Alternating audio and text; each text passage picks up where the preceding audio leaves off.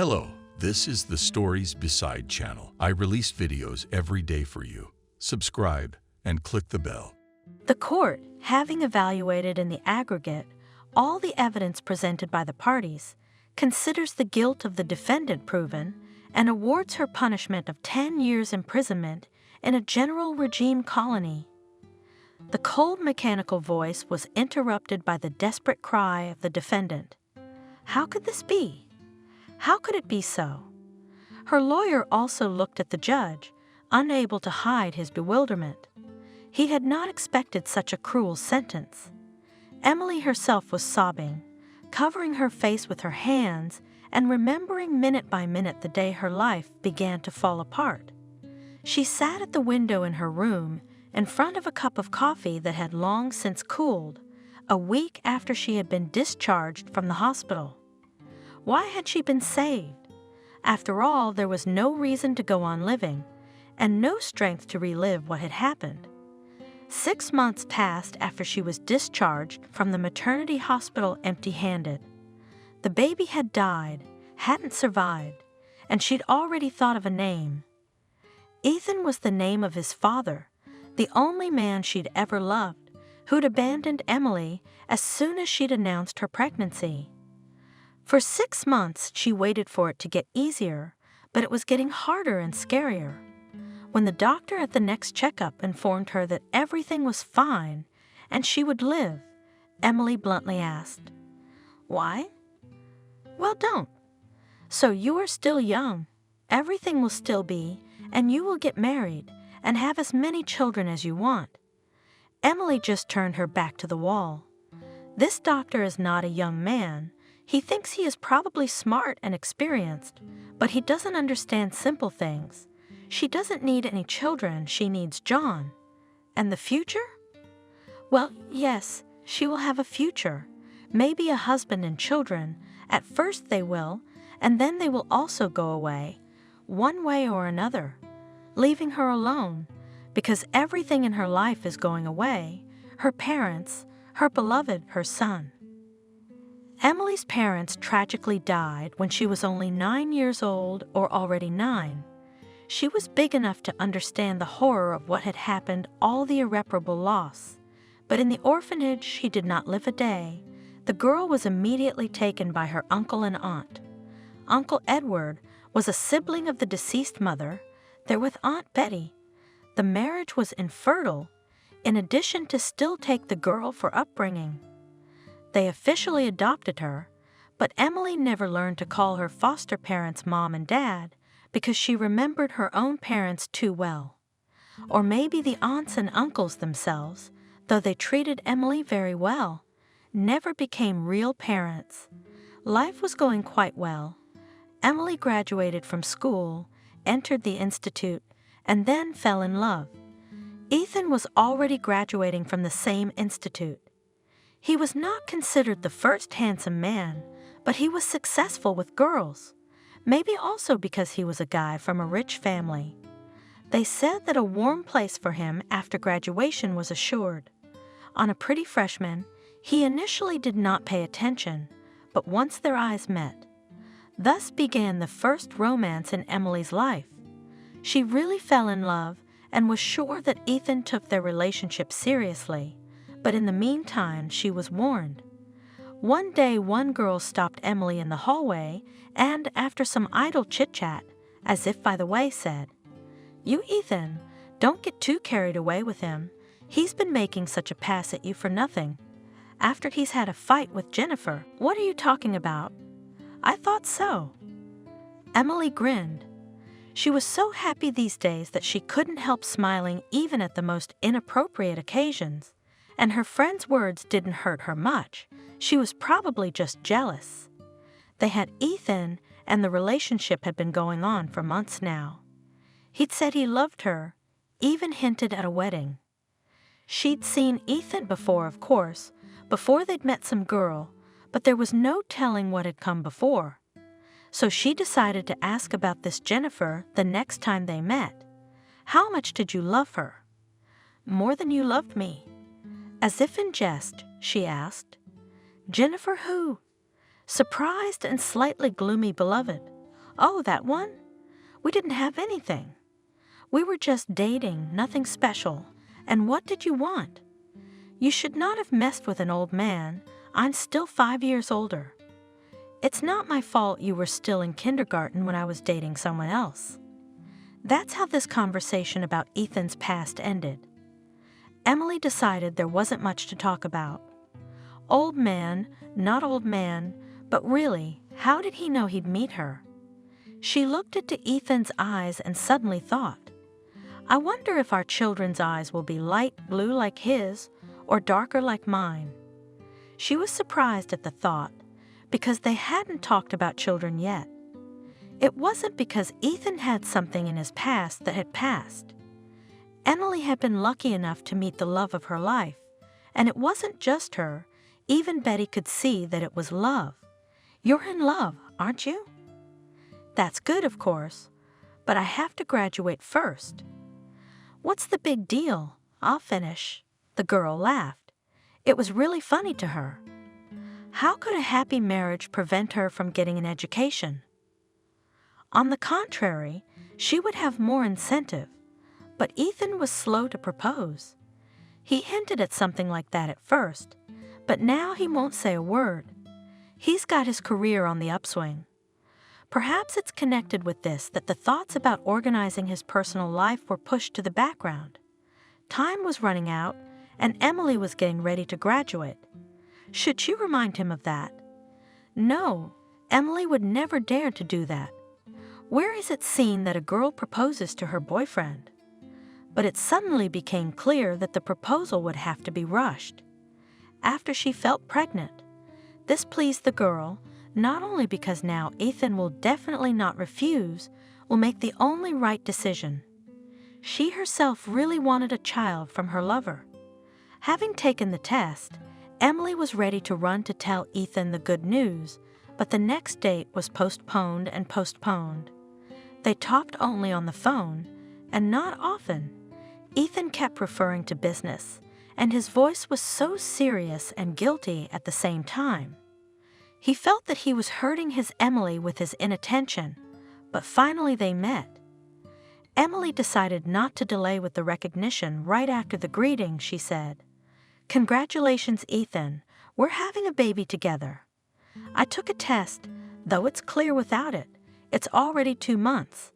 And she faltered when she saw the look in Ethan's eyes. There was no joy in it, but what was, she couldn't understand. 2 months? That's good. It's not too late. It's not too late.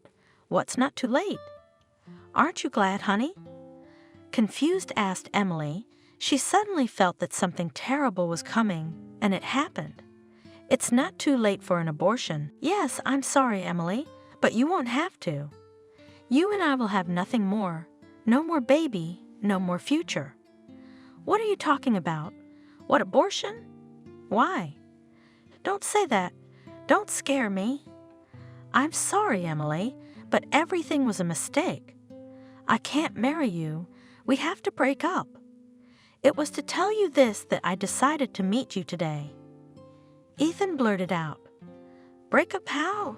Have to who? You love me, don't you?"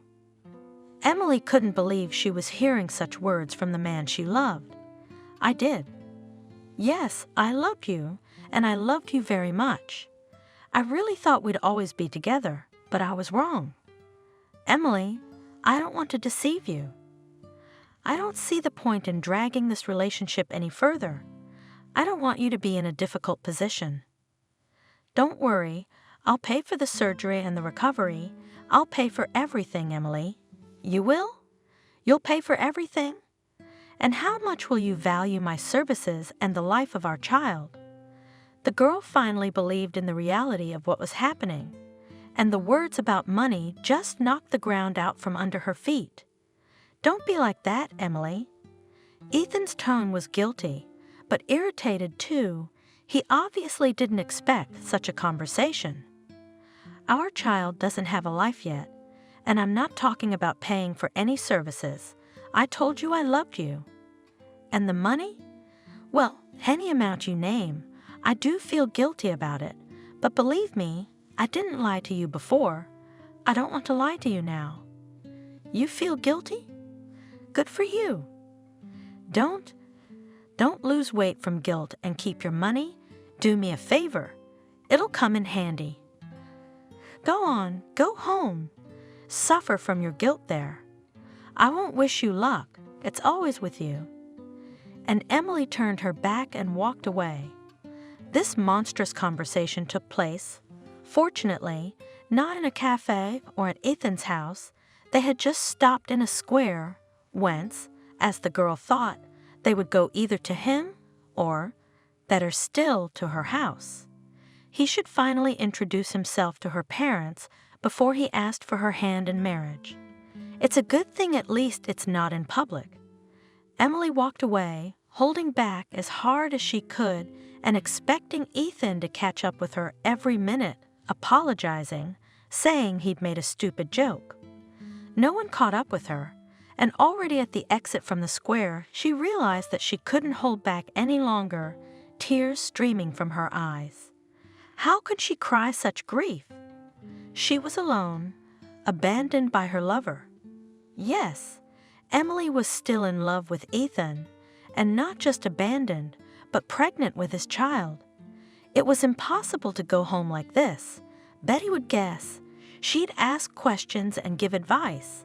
And that was the worst thing Emily could do, but she couldn't sit outside and cry in front of everyone. Now it's still not crowded, but it's a weekend. Good weather. Soon old men and old women will come, mothers with small children in love. And she also walked here in love, not long ago, and soon she will be pushing a stroller in front of her.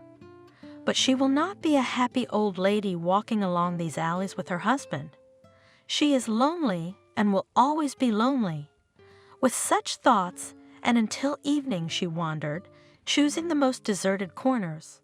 She did not want to be seen by people in such a dead state, but it was getting dark and she had to go home. Her aunt greeted her with her usual, "You're out late, young lady." She immediately noticed her niece's mood. "Why are you so sour? Did you have a fight with your beau?" "We broke up," Emily said in a strangled voice. Her parents hadn't seen Ethan yet, and they couldn't form any opinion about him, except that they were surprised that he didn't come in and meet his girlfriend's parents. And now Aunt Helen paid little attention to the girl's words, waved them away. Well, it's a common thing. Today quarrel today, tomorrow make up. Is it worth crying once more? Are you going to have dinner? No, I don't feel like it. Emily went to the bathroom, going to tidy up her tear-stained face a little, and having managed it, she slipped into her room, not wanting to talk to anyone, especially since the conversation was going to be serious. It wasn't hard to imagine how the foster parents would react to the news of her pregnancy. So far they showed understanding and did not pester the girl, who, as they believed, quarreled with her fiancé. Emily and in the morning tried to go to the institute unnoticed, without breakfast. After classes she came home at once, closed herself in her room again, but this time Aunt Helen decided not to let everything go to waste, knocked and came in and sat down in a chair. "Are you killing yourself again? What, so serious?" "Yes." Emily sighed. "Did you run away after you found out about it?" She nodded at the girl's still perfectly flat stomach. "What are you staring at? Have you forgotten what I do for a living?" "I found out before you did. Betty worked at the local hospital as an obstetrician-gynecologist, so I guess reproduction was no mystery to her." "Yeah, I decided to tell Emily. I told her yesterday, and tears ran down her cheeks again. The aunt sat up to her, put her arm around her shoulders. "Enough, dear, enough," she cried, "and will be. It's a common thing. We must think how to fix everything now." "How can you fix it now?" She was crying in 3 streams, Emily, leaning on her foster mom's shoulder. "He said he didn't love me, that he was wrong." "What a bastard." "Fine, he doesn't love you. Don't love him either." Okay. I'm trying, but I'm failing. It'll work when we get rid of the consequences. I'll make an appointment for you tomorrow. You'll take the tests. The day after tomorrow, we'll do everything. You'll see, they'll scrape his memory out along with it. You mean we have to do it? The day after tomorrow? The day after tomorrow. You've only got a little time left. You can't drag it out. No, I don't want to. It's the first one. What if there's no kids afterwards? Where did you hear such nonsense? It was like that in the Stone Age, when you pulled it out with a crochet hook. What about now? Now it's one case in a million, and that's if the girl is sick, and the doctor is crooked, but you're fine, and the doctor will be the very same. Aunt Helen smiled encouragingly, and Emily had a chill running down her spine at how ordinary she was talking about such important things. No, I don't want him to stay. I don't want to kill the baby. That's right. I've heard all kinds of nonsense. What kind of baby is there? It's when it's born, then you'll have a baby. Do you think it's for fun? So let's go and don't make up stuff. Do you know how many girls like you pass through here every day? Not murderers, normal girls who think about their future. Who'd want you with a kid? I'll need myself and the baby. I'm not getting married. You're not going to get married now and then. Are you going to have a baby every year from who knows who? And sit on our Edward's neck? I won't sit around and have babies, don't worry. Emily cried angry tears, but her aunt was not going to back down. The next day, she almost forcibly took her adopted daughter to her hospital. However, not so much forcefully, the work carried out by her aunt gave the result, and the girl herself thought about whether it is not easier for her to really get rid of the unplanned pregnancy. Aunt Helen was right. She had to finish the institute, find a job, and with a child in her arms, it would be too hard. Auntie so colorfully described all the hardships of raising babies as if she had raised a dozen herself. And I'm not old, I'm not retired, and I'm not going to quit my job, so from me a lot of help. Do not expect a lot of help. And no one is chasing you home, of course, but you know, Edward and I won't be happy either. So Emily went to the hospital, calming herself with the fact that today she would only take tests, and then maybe they would tell her that it was too late, or it was impossible for some indications. And so it turned out, the head doctor, having familiarized himself with Emily's card, said to the aunt, "Why didn't you, Betty, know that she is R negative, and this is already serious? The girl is young, we cannot deprive her of children forever. So after the surgery, I won't be able to have kids." Emily guessed, "You'll have everything." The auntie's voice was so loud. "Why are you, Benjamin, scaring her? It used to be like that, but now it's nothing. I'm obliged to warn the patient of all the risks." The doctor cut her off. "And the risk of infertility or inability to carry further pregnancies is quite high." "Then I'm sorry, I won't do anything." "I'm sorry, Aunt Helen." And the girl hurriedly left the office. She felt great relief, as if she had escaped mortal danger. Even the bitterness of parting with Ethan had receded for the time being. "I've done nothing to my child. Let it be a boy. I will name him John." She realized that she still had a difficult conversation to have with her aunt, but that didn't scare her either. If they are so afraid that I will sit on my neck, and the child will not give rest, then I can and move, rent an apartment or a room. You can work without higher education, and remotely, in a word, I will not be lost. When this woman without a man was lost. Never. Emily braved. In the evening she was really waiting for an unpleasant scene. So, did the heroine's mother run away? "You won't kill anyone. You won't be barren." "Oh, how nice. How are you going to live?"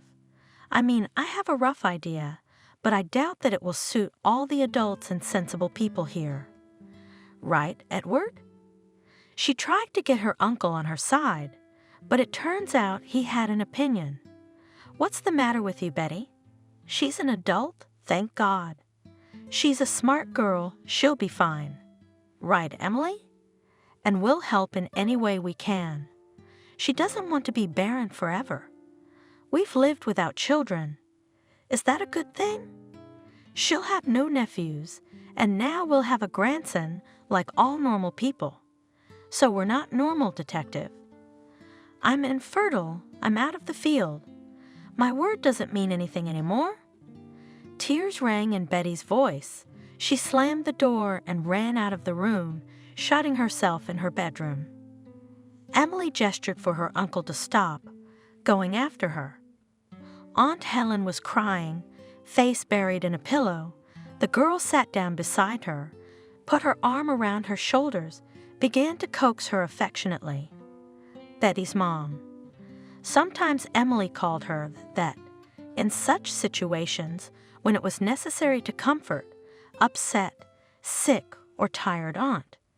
Well, don't be upset. What's wrong with having another person who will love you as much as Uncle Edward and I do? So much for being a mom. Betty sobbed, as if I hadn't just been called infertile and superfluous in this world. But did I say that? Did Uncle Edward say that? I never even thought so. You didn't give birth to anyone, but you raised me that way. I'm sorry, I can't call you Mom. I still remember my mom as if she were alive. And you, how many children have you helped bring into the world? How many people have you been the first person they've ever seen? And you want to stop your own grandson from being born. Don't you get it, Fox? I'm not thinking about my grandson, not about myself, but about you and your life. How is the Institute now? How's work and personal life, which is also important? Yes, everything will be fine. I'll take a sabbatical leave, then I'll finish, and if not, people live just as well without education. We have a girl who had a baby right after school. Enough about girls. I see them every day and more than one, but what will happen to you? Who's your father? The aunt's question brought Emily back to the memories of the collapse of her love. She gloomed, bit her lip. Let's not talk about that. Well, no, my baby doesn't have a daddy. What can you do? Betty only shook her head at such words. Well, no. There was really nothing to be done, but it would be wrong to say that Emily had thrown the father of her child out of her mind and heart so quickly. At first, she remembered Ethan constantly and waited for him. Every phone call made her heart flutter. What if? But no, it wasn't him. Walking to the Institute, coming home, she waited for him to catch up with her, to stop her, to say something that would relieve her of that aching longing. Sometimes it seemed to her that there he was, walking toward Ethan, her favorite and only man. But no, the passer-by came closer and turned out to be a very different person from Ethan. The aunt, seeing Emily's condition, calmed her down. Well, don't be so gloomy. Cheer up. You decided to give birth, so wear it carefully, or else you lie at home all day long, not eating, not drinking. And then you'll give birth to a sad little baby. Go for a walk, look at the beautiful. Think about the good. Nothing terrible has not happened, and you'll see in a month and will not remember about this his. It's easy to say, but how to survive at least this month? What good to think about when everything you look at reminds you of him, of Ethan? It was hard on Emily, but it turned out that the bad news wasn't over yet. One day, as she was walking down the hall at the Institute, past a group of chattering girls, one of them grabbed her arm. Wait, Emily, what about you? Were you invited to the wedding? No one invited me, and who's getting married again? Replied Emily, feeling for some reason that her heart trembled. It's true. Yes, Ethan is yours, but you've met him, haven't you?" The girl danced impatiently, apparently eager to see someone else's grief, but Emily didn't give her that pleasure. She stretched her lips into a rubbery smile and waved it away, trying to keep her voice lighthearted. "Oh, what did you remember?" "I haven't seen him in a long time. He didn't invite me, of course, but whatever. I'll probably be dancing on mine soon," and I hurried away. She didn't cry, no. Apparently the tears had been wiped away. Since our final breakup, it's only been 2 weeks, and he's already getting married, so he was still dating me and someone else at the same time. And he said work, business. Was he lying to her? What's the difference? He lied to her, but he loved her. He was afraid of losing her, and he doesn't care about me, even though he's pregnant. Why should he? He'll have other kids with the one he loves, and he doesn't care about mine. That's it, John. Your daddy doesn't want us, he won't even see us. Nobody wants us. Oh no, what am I saying? We need each other. When am I really? Just because I have you, I can be grateful to my dad. At home, she did not tell anyone that Ethan would soon marry, did not share her worries. There was no need for it, but it was very difficult to pretend to be calm, satisfied with life. But it would be even more difficult to answer questions about the reasons for such a state. Calm aunt, uncle, they, of course, wished her only good. It is understandable, but for Emily the greatest happiness now was that everyone left her alone. However, the pregnancy was going quite well. There were no complications, not even toxicosis. Betty, she wondered. Everyone should have such an easy pregnancy, and there'd be no need for doctors. Well, you'll probably have an easy birth too. So don't worry and don't be afraid of anything. Yes, it's good to have your own gynecologist doctor at home who always looks after the course of pregnancy. Because Emily was still worried about the baby and was afraid of labor, probably not for nothing. Because it all started, of course, on schedule, without promising any complications. However, something went wrong during labor, and she had to have a cesarean section. Because Emily did not hear the first cry of her child, did not see the moment of his birth, she was unconscious, under anesthesia. And when she came to herself in the intensive care unit, the first thing she asked was to be shown the baby, or at least told what was wrong with him. The nurses hid their eyes, ran away, and the girl already realized that she would not hear anything good. The reality was terrible. The baby had not survived. But how could it? Cried the girl. After all, everything was fine. Everything was normal. No one said that there would be such problems. Unfortunately, it happens. That's all she heard in response, especially since it was not the fault of the doctors. Indeed, there were unforeseen circumstances in which no one could not help. And it was her own aunt, her adoptive mother, who delivered the baby. She consoled Emily as best she could. Don't cry, girl. Everything will be all right. Everything. You'll have more children. And this one, where is he? Can I bury him? Can I see him, even if he's dead? You can't, sweetheart. There's no need for that, you know? You can't, really. I'm sorry, but it's impossible. It was all right, Aunt Helen, but you saw it, didn't you? That's exactly what I saw. Yes, everything was fine, and this is how it ended. It's not an isolated incident. It happens to many people. But why did it have to happen to me? Emily sobbed, and after one of the doctors said that her operation was not very successful, and most likely she would not have children, she realized that there was no sense in her life anymore. After all, she wanted this particular child, and the fact that she could give birth to as many more as her aunt said would not have consoled her much, and to realize that she was forever alone, even without children, was unbearable. In this condition, Emily was discharged home after a short time. Betty felt that she should forget everything and begin to move on with her life. How can I live now? I don't want to. I don't want anything anymore. The depression was unbearable. Not only to go to the institute, Emily could not get out of bed at all.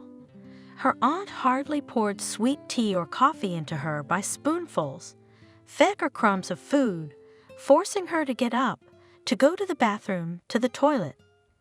Emily could just sit on the floor and sit on the way. She had no energy for anything. That's when the worst happened. Unable to bear her condition, the girl swallowed pills. Fortunately, her relatives were ready for it, did not leave her, and noticed in time what she had done. The doctors were called, and Emily was saved. Saved from death, but not from the black depression that was eating her soul. Edward sympathized with the girl's condition and looked for ways out, but Betty was fed up with it all. You know, Emily, this is finally funny. Yes, I realize you've had a big disaster, but it happens to a lot of women, and everyone gets over it somehow. You're not 40 years old after all, and it's not the end of your life. So please pull yourself together. No one is going to coddle you. I feel really good. Leave me alone. I can't take it anymore, you know? Maybe you're right. Things will get better someday. Things couldn't get better, of course, and still Emily revived a little, but she had to. Soon the sad news came from Edward's homeland. Some relative of his had died, and he and Betty had to go to the funeral. I hope you'll let us go for a week, asked the aunt. After all, you're an adult, and you have to take responsibility for your actions. We can't just live with your problems. Of course you can go. It's all over now. I realize that all this is useless and even harmful. I won't do anything more to myself. Yes, you'll do your best, dear. Remember, we really, really need you. We're not taking you with us because it would be too hard on you. I won't go myself. Don't worry. I'll recover somehow, and you don't leave me any food, so I'll move faster. That's how Emily tried to calm her relatives and herself too. She didn't want to die, although she didn't have the strength to live either. It's funny, she thought. I can't live, I can't die, I have no luck in anything, but they say that everything is getting better. Maybe things will somehow go well for me too. That fateful morning she got up, realized she could eat something, brewed herself some coffee, and made a sandwich. Emily put the baby next to me in the bed, lay down herself, and fell soundly, blissfully asleep next to her, with the child peacefully sleeping. For the first time she fell asleep without sedatives, without sleeping pills, in a deep, happy sleep. Emily was awakened by the doorbell. It was the police. They found her without much difficulty from the surveillance footage. Emily had to pack up, collect the baby, and travel with him to the police station. On the way, she tried to explain how she had this child, but she wasn't really listened to. Explained everything to the investigator. She tried to tell the investigator as well. The baby was in her bag. She'd left it at home. I found it on the floor, you know? The girl tried to prove it. Then a man burst into the office. Where's my baby? He screamed. Who dared to steal him? Did she? He jumped up to Emily, grabbed her shoulder, and yanked her arm away as if he had been burned. Emily? Ethan? The girl exhaled. Do you know her? The investigator asked sternly. I knew her before. We were going to get married, and then I married someone else. Well, that's your motive. Satisfied, said the investigator. Emily, how could you? You never forgave me, and decided to take revenge in such a wild way? What's the child got to do with it? No, Ethan, I wasn't going to take revenge on anyone. I didn't know whose baby it was. I told you I found it. That's your son. The girl's eyes were blurry. Okay. That's a story I hear 100 times a day. You all find money and guns like that. Now it's kids too, all out on the street. The investigator cut me off. Are you going to write a statement, man? Of course, I almost went crazy. I've lost my wife, and now I've lost my son. The man's voice trembled. He was barely holding back tears. Ethan, believe me. Emily begged. I'm ready to go to jail. I'm ready to go anywhere. But believe me, I meant no harm. Emily. Tiredly, Ethan said. Good people find a stray dog and paste ads all over the city looking for owners, realizing that someone is suffering. And you're going to talk about kindness, fines, and miraculous coincidence? Don't embarrass yourself. He walked out. Emily was alone with the investigator again. She could see in his eyes that the man didn't believe her. Mason, a young lawyer who had already won several cases, was eating breakfast and looking through the newspaper. His attention was caught by a front-page story about the kidnapping of a child from a prominent businessman. There was a picture of the perpetrator in the paper. Mason took a closer look, and the face looked familiar. Could it be Emily? He thought in astonishment, recognizing in the accused a former classmate. What could have happened to her that she dared to do such a thing? No, I'm wrong. Or is it her? Mason remembered Emily perfectly well. In high school, he was even in love with her. But after graduation, they never even saw each other. And there was nothing between them during school, except for the occasional secret glances in class. Can you believe that this serious, neat, excellent student suddenly, for some unknown reason, became a criminal? And what a criminal! A child kidnapper. It was unthinkable. I should meet with her, offer my services, find out all the circumstances, and then we'll see what we can do to help. He managed to get a date with Emily. She, of course, recognized the former classmate, but the atmosphere for memories of school years was not the most suitable, which the girl and reported with sad irony. That's not why I'm here, Emily. I'm a lawyer, and I suggest you make a contract with me. I will try to understand all the circumstances of the case and defend you in court. For free, of course, remembering how you let me cheat in class without a word. Thank you, Mason. I just feel like it's pointless. Everyone's against me. I've noticed that, but I'm gonna be on your side, and I'm gonna do everything I can. Just tell me the whole truth about what happened. You see, even you can't believe it, and I'm not lying. I did find that child in an abandoned building. The girl told the story of how she found the child. She also told her aunt the whole truth, and the latter believed, but was amazed at the rash act of her adopted daughter. How could she do that? I don't understand. You're a grown woman. If you found a coin on the ground and took it for yourself, it would be understandable. But it's a child. Betty wailed. I believe you, of course, but why didn't you call the police or an ambulance? You should have done it right away, or at least after you got home. Emily covered her face with her hands, crying helplessly. You see, I could have had a baby too. I had one. He died in childbirth. You don't know how I suffered. I wanted to die. Don't nod. You don't understand. You're not a woman. And when I found this child, my eyes blurred. I thought it was my son, though I had no idea it was the son of the man I loved. Such a coincidence. I don't know how he ended up being thrown to his death. I saved him, for what it's worth, and now I'm going to be judged for it. Don't despair. I hope we have a good chance at a suspended sentence, and that's the worst-case scenario. To be honest, Mason himself did not really believe in such a favorable outcome. The investigation was fast and sloppy. The case seemed pretty clear. A woman had stolen her former lover's infant child. and she did it for a completely incomprehensible purpose. She couldn't help but realize that no one would let her keep the baby. Then what did she intend to do with the boy? It is still unknown why her own son died was not the fault of a woman who did not want to be a single mother, but the personality of the victim, that is, the father of little Harry, caused unequivocal sympathy.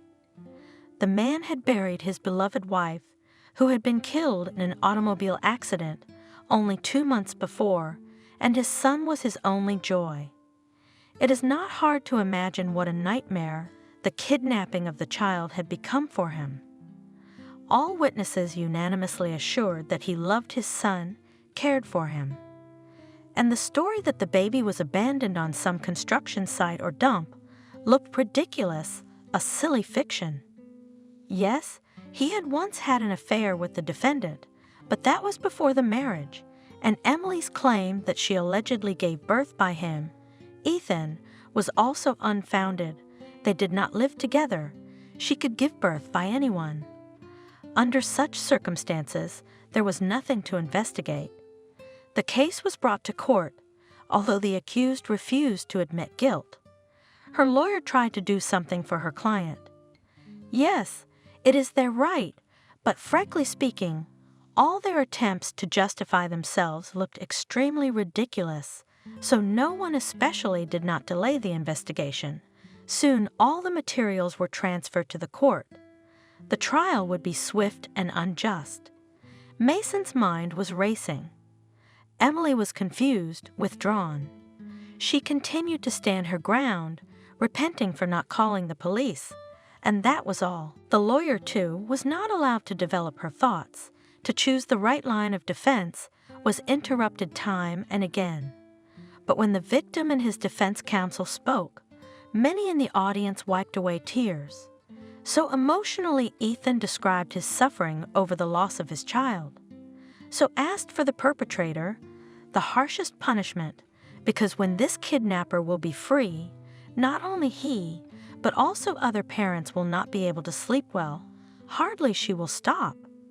As a result, the court's sentence was unexpectedly and unjustifiably harsh. The kidnapper received 10 years in prison. Emily was sobbing. Her foster mother was too. Mason was in shock.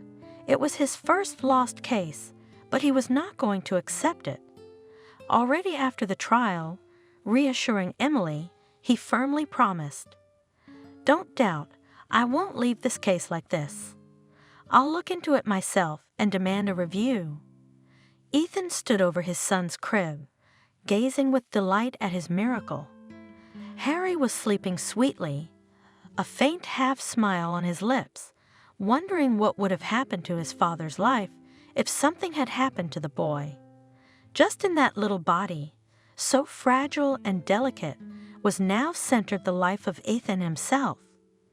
If only this terrible accident had not left a trace on the child's further development. No, he's small. He didn't understand or remember anything. Ethan calmed himself. Well, what's Emily like? Who would have thought that this nice girl would turn into a monster? What was she going to do with a baby? All her tales about keeping it for herself, bringing it up as her own. It's a load of crap. Who would believe that? It's lucky that she was quickly identified and caught, or we don't know what she could have gotten up to. It turns out that she also gave birth to a son, but either dead or died. And why? Her aunt said that everything was fine during the whole pregnancy. Not otherwise, she did something herself to keep the child away. And her aunt was a doctor herself. She could help. And at the trial they sat there crying. If they'd gotten rid of their own, it was better not to think about what would have happened to Harry if that thing hadn't been caught on the security cameras. Ethan shook his head, as if trying to get rid of the terrible thoughts. And after all, he loved that woman.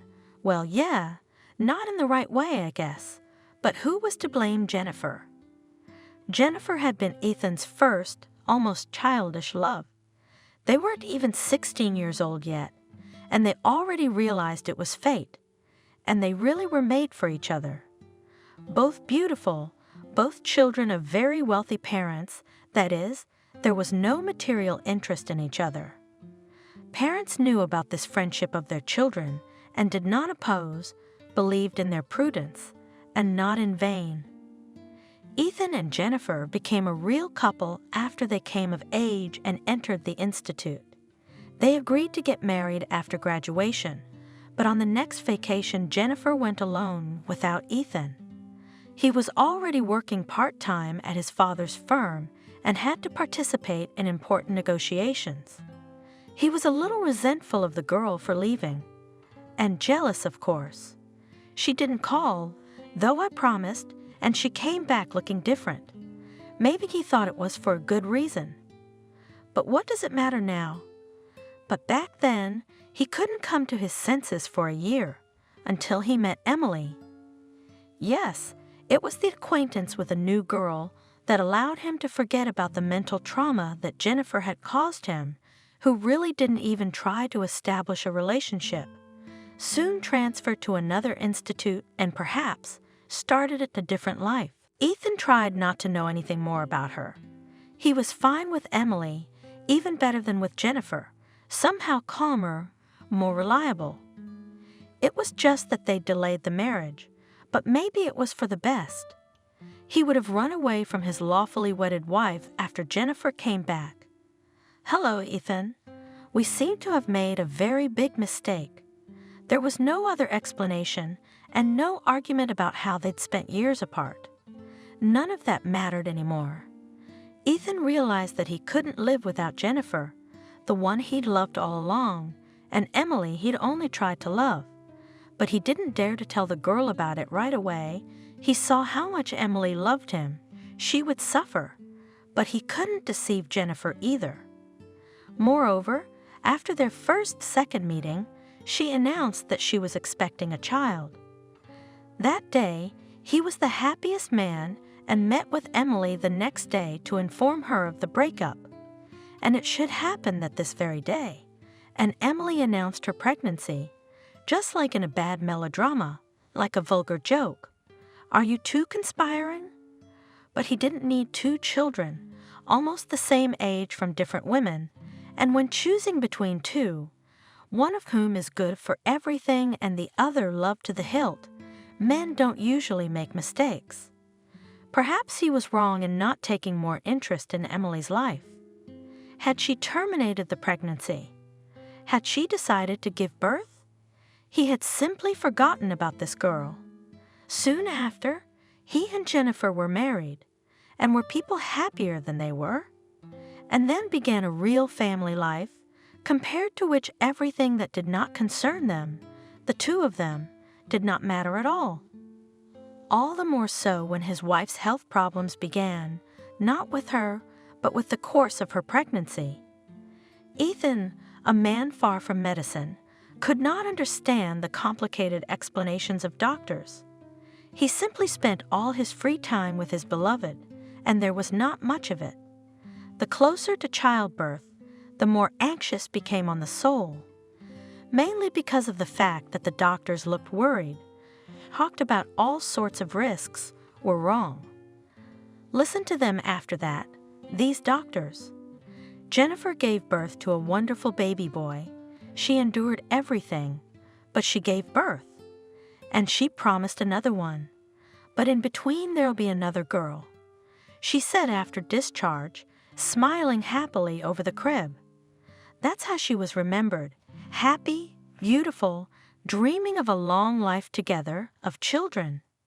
It was not given to her to live this life, to give birth to a daughter and another son. She had to go to her doctor. She made an appointment, but while she was dealing with Harry, she was almost late. She decided to drive herself, for the first time after childbirth. It wasn't far, but there was an accident at a busy intersection. Jennifer was killed on the spot. If it weren't for his son, Ethan wouldn't have survived. He wouldn't have killed himself. He would have died of terror. What would it be like to never see Jennifer again? To realize that someone you had embraced and loved just a week ago, was lying in the damp earth. And Jennifer was a wonderful mother, and how could a son be without her? There were no relatives to rely on.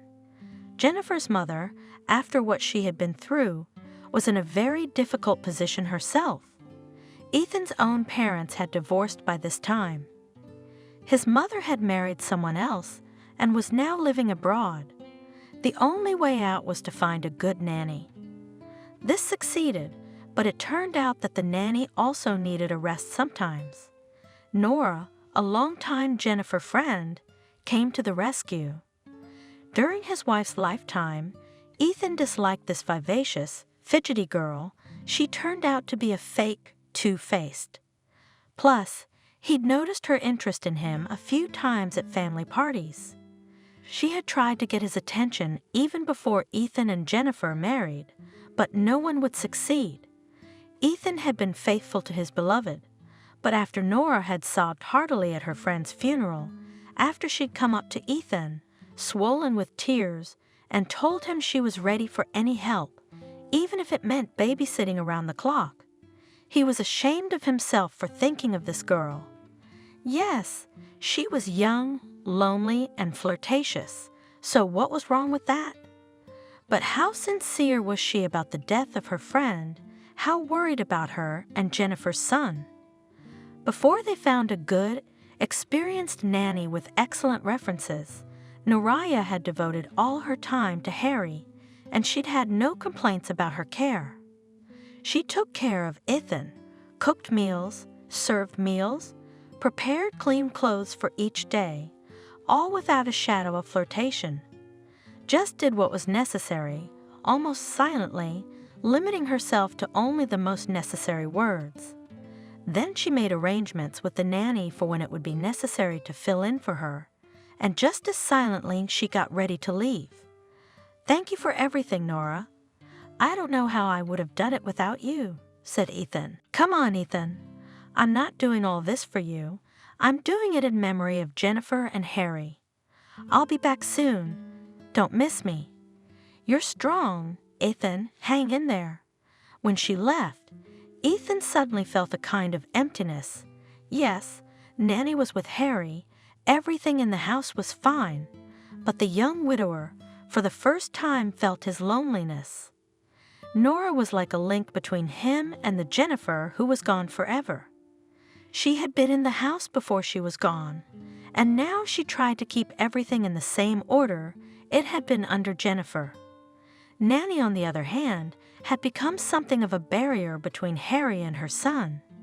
She looked after the child perfectly, maybe even better than Nora, guessed his every move, and Ethan was embarrassed to be too gentle with his son in front of her, to behave as he had done before.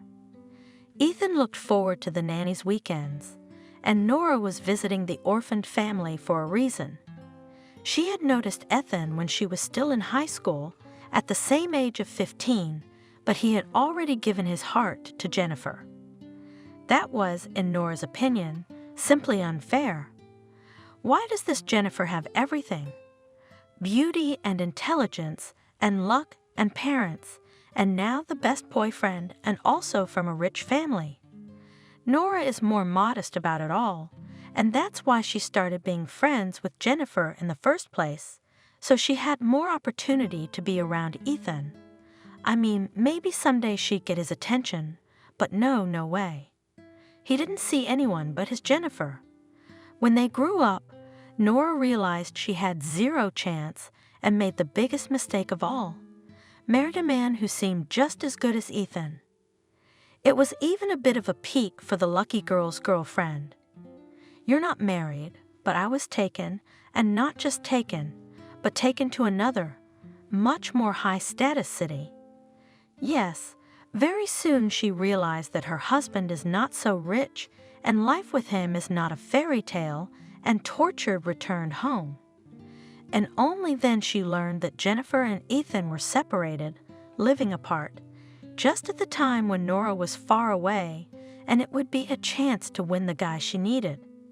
And now she's back to her broken trough, back when Jennifer was married and pregnant, and she's done the right thing, renewed her friendship with Jennifer, trying to become her own man in their house.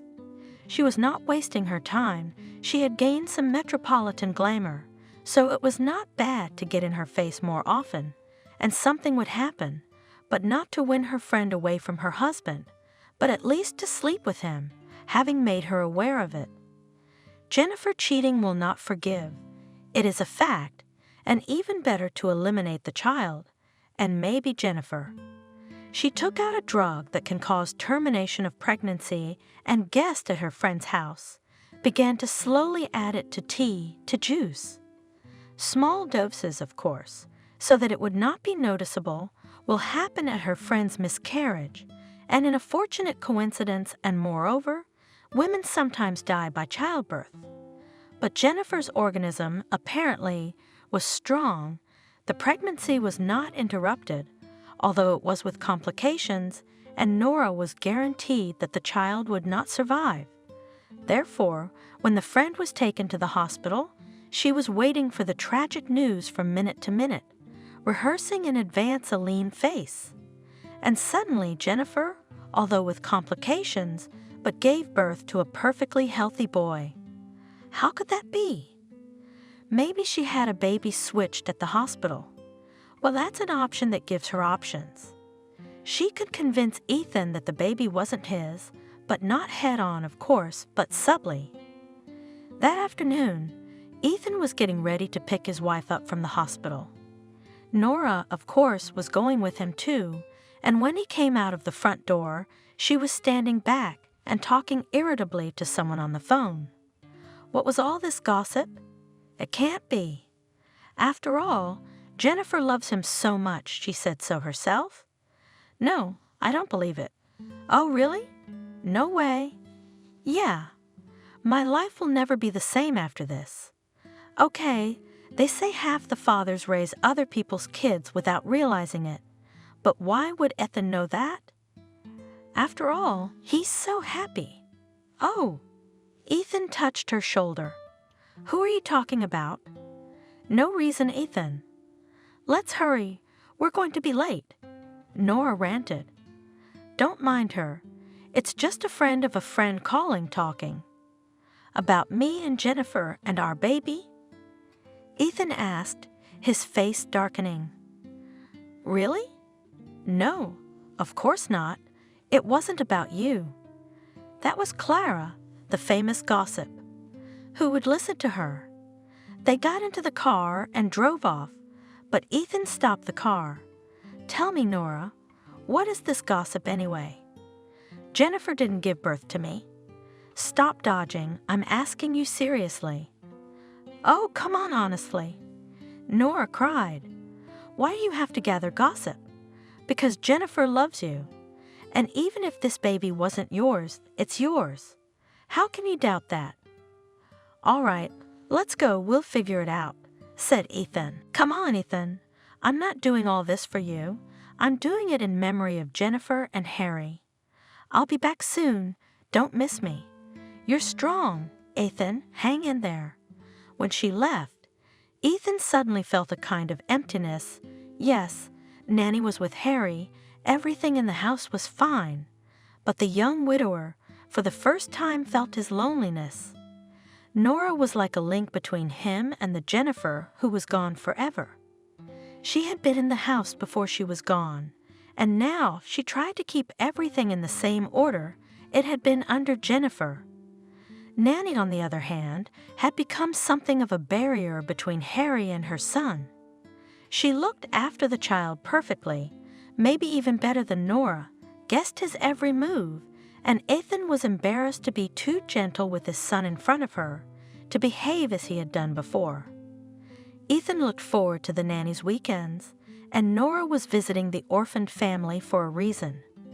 She had noticed Ethan when she was still in high school, at the same age of 15, but he had already given his heart to Jennifer. That was, in Nora's opinion, simply unfair. Why does this Jennifer have everything? Beauty and intelligence, and luck and parents, and now the best boyfriend, and also from a rich family. Nora is more modest about it all, and that's why she started being friends with Jennifer in the first place, so she had more opportunity to be around Ethan. I mean, maybe someday she'd get his attention, but no way. He didn't see anyone but his Jennifer. When they grew up, Nora realized she had zero chance and made the biggest mistake of all. Married a man who seemed just as good as Ethan. It was even a bit of a peak for the lucky girl's girlfriend. You're not married, but I was taken, and not just taken, but taken to another, much more high-status city. Yes, very soon she realized that her husband is not so rich, and life with him is not a fairy tale, and tortured returned home. And only then she learned that Jennifer and Ethan were separated, living apart, just at the time when Nora was far away, and it would be a chance to win the guy she needed. And now she's back to her broken trough, back when Jennifer was married and pregnant, and she's done the right thing, renewed her friendship with Jennifer, trying to become her own man in their house. She was not wasting her time. She had gained some metropolitan glamour, so it was not bad to get in her face more often, and something would happen, but not to win her friend away from her husband, but at least to sleep with him, having made her aware of it. Jennifer cheating will not forgive, it is a fact, and even better to eliminate the child, and maybe Jennifer. She took out a drug that can cause termination of pregnancy and guest at her friend's house, began to slowly add it to tea, to juice. Small doses, of course, so that it would not be noticeable, will happen at her friend's miscarriage, and in a fortunate coincidence, and moreover, women sometimes die by childbirth. But Jennifer's organism, apparently, was strong. The pregnancy was not interrupted, although it was with complications, and Nora was guaranteed that the child would not survive. Therefore, when the friend was taken to the hospital, she was waiting for the tragic news from minute to minute, rehearsing in advance a lean face. And suddenly Jennifer, although with complications, but gave birth to a perfectly healthy boy. How could that be? Maybe she had a baby switched at the hospital. Well, that's an option that gives her options. She could convince Ethan that the baby wasn't his, but not head-on, of course, but subtly. That afternoon, Ethan was getting ready to pick his wife up from the hospital. Nora, of course, was going with him too, and when he came out of the front door, she was standing back and talking irritably to someone on the phone. What was all this gossip? It can't be. After all, Jennifer loves him so much, she said so herself. No, I don't believe it. Oh, really? No way. Yeah. My life will never be the same after this. Okay, they say half the fathers raise other people's kids without realizing it, but why would Ethan know that? After all, he's so happy. Oh. Ethan touched her shoulder. Who are you talking about? No reason, Ethan. Let's hurry. We're going to be late. Nora ranted. Don't mind her. It's just a friend of a friend calling talking. About me and Jennifer and our baby? Ethan asked, his face darkening. Really? No, of course not. It wasn't about you. That was Clara, the famous gossip. Who would listen to her? They got into the car and drove off, but Ethan stopped the car. Tell me, Nora, what is this gossip anyway? Jennifer didn't give birth to me. Stop dodging. I'm asking you seriously. Oh, come on, honestly. Nora cried. Why do you have to gather gossip? Because Jennifer loves you. And even if this baby wasn't yours, it's yours. How can you doubt that? All right, let's go, we'll figure it out, said Ethan. Nora mentally rubbed her hands. The baby had been switched. By whom and why? It didn't matter. The main thing was that Ethan would probably take a DNA test and find out if he would forgive his wife for such perfidy. Probably not. Who will comfort him in his grief? Would it be his unfaithful girlfriend, Nora? Yes, yes and yes again.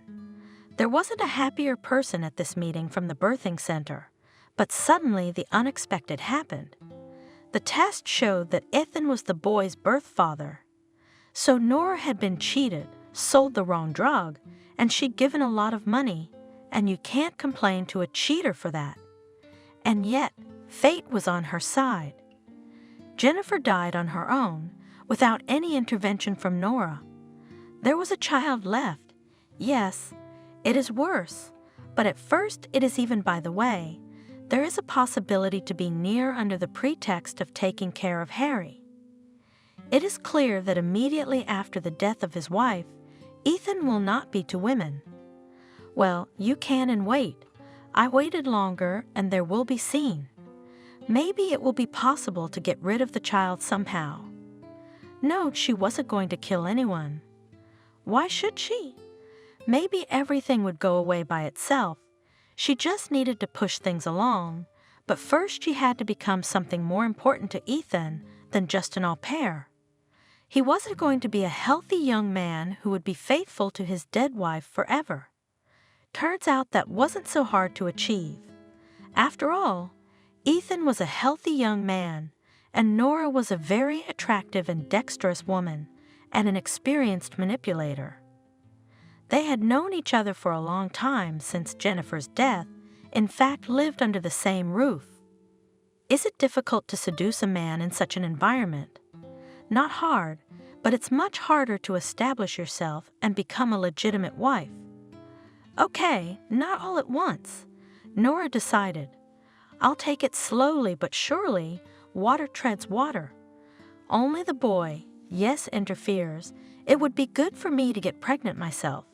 And this one, yes, this one should be eliminated as soon as possible. I thought of the simplest way, but as it seemed right. Just left the child in a cold, empty house. I didn't hurt him with my own hands, so it wasn't murder. He could have survived, couldn't he? She thought as she hurried home with the stroller. An hour or two after her return, she, quite sincerely, dying of fear and excitement, called the police and Ethan's work, reported the kidnapping of the child. I could not do anything. Several people, by the look of thugs real, pushed me away from the stroller. One had a knife. I thought just want to rob. I gave them everything, my phone, money, took off my ring, and meanwhile some woman ran up, took Harry out of the stroller and ran. I followed her, started screaming. One of them pushed me. I fell down. I broke my knee. The girl was sobbing. When she calmed down a little, she described the bandits, referring to the suddenness of the incident and her fright. Ethan was terrified. This kidnapping could have put him and Nora at odds forever, and she was doing everything she could to prevent that from happening. My darling, my love, don't be angry. It wasn't my fault. I'd kill myself. You'll see, Harry will be found soon. They're looking for him. I'm sure they'll demand a ransom and bring our boy back alive and well. That's my boy, not ours. Ethan cut him off. A real mother would never allow such a thing to happen. She would fight for her child to the end. I did. Not every mother could do that. Do you know how many cases there are where babies are stolen from their own mothers? I don't know. I know my son was stolen from you, that's all. Let's drop it. Yeah. Well, I should have died for your boy. Keep your pocket. Nora thought angrily. And then the police called. Harry and his kidnapper had been found, and Nora was really worried. But everything turned out just fine. The villain was put on trial. Nora herself was not suspected of anything. True, Harry returned home to a loving father, and Ethan's attitude to the girl herself has changed somewhat. He decided not to entrust his son to his mistress anymore. Well, he's not going anywhere. I've got enough on his credit card for now. Yeah, Ethan trusted Nora with his card, and she handled it pretty freely. Lucky that idiot found the baby and took it for herself. Otherwise, I'd be in her shoes right now. Mason, meanwhile, was making his own investigation of this highly ambiguous case. He was concerned, of course, about the failure to win the trial, but he was even more concerned about Emily's fate. He was certain that she had been convicted quite unjustly. He decided to start his search from the very beginning, from the maternity hospital where Harry had been born. After all, the kidnapping itself looked extremely strange. Nobody made any demands, did not ask for any ransom, which means that the baby was kidnapped to simply leave in an empty building to certain death. If Emily was to be believed, that was the case, and Mason believed her. At the birthing center, he found out who else had given birth at the same time as Emily. He found out who delivered the baby. The findings were quite surprising and prompted a new action. The lawyer decided to talk to his client's adoptive father. "Tell me, Edward, did Emily's pregnancy really proceed without complications? Was the baby wanted? She's not married, though. I don't know much about pregnancy, but according to my wife and Emily's own condition, there were no difficulties." "Yes, she was unmarried, left by some scoundrel. I never saw him, so I can't say anything. She was very worried, cried a lot at first, but she was waiting for the baby. My wife insisted on the abortion, even dragged Emily to the hospital, but she still refused, went home. Helen was angry at first, but then she calmed down. Where could she go? So Emily was expecting and wanted this child. She sure did. She even bought him all sorts of things, hid them in her room so Betty wouldn't get angry. I was waiting for it myself. I don't have any of my own, but I thought it would be a baby. I love kids. But something happened. It didn't work out. I don't have grandchildren. Why didn't your wife tell you?"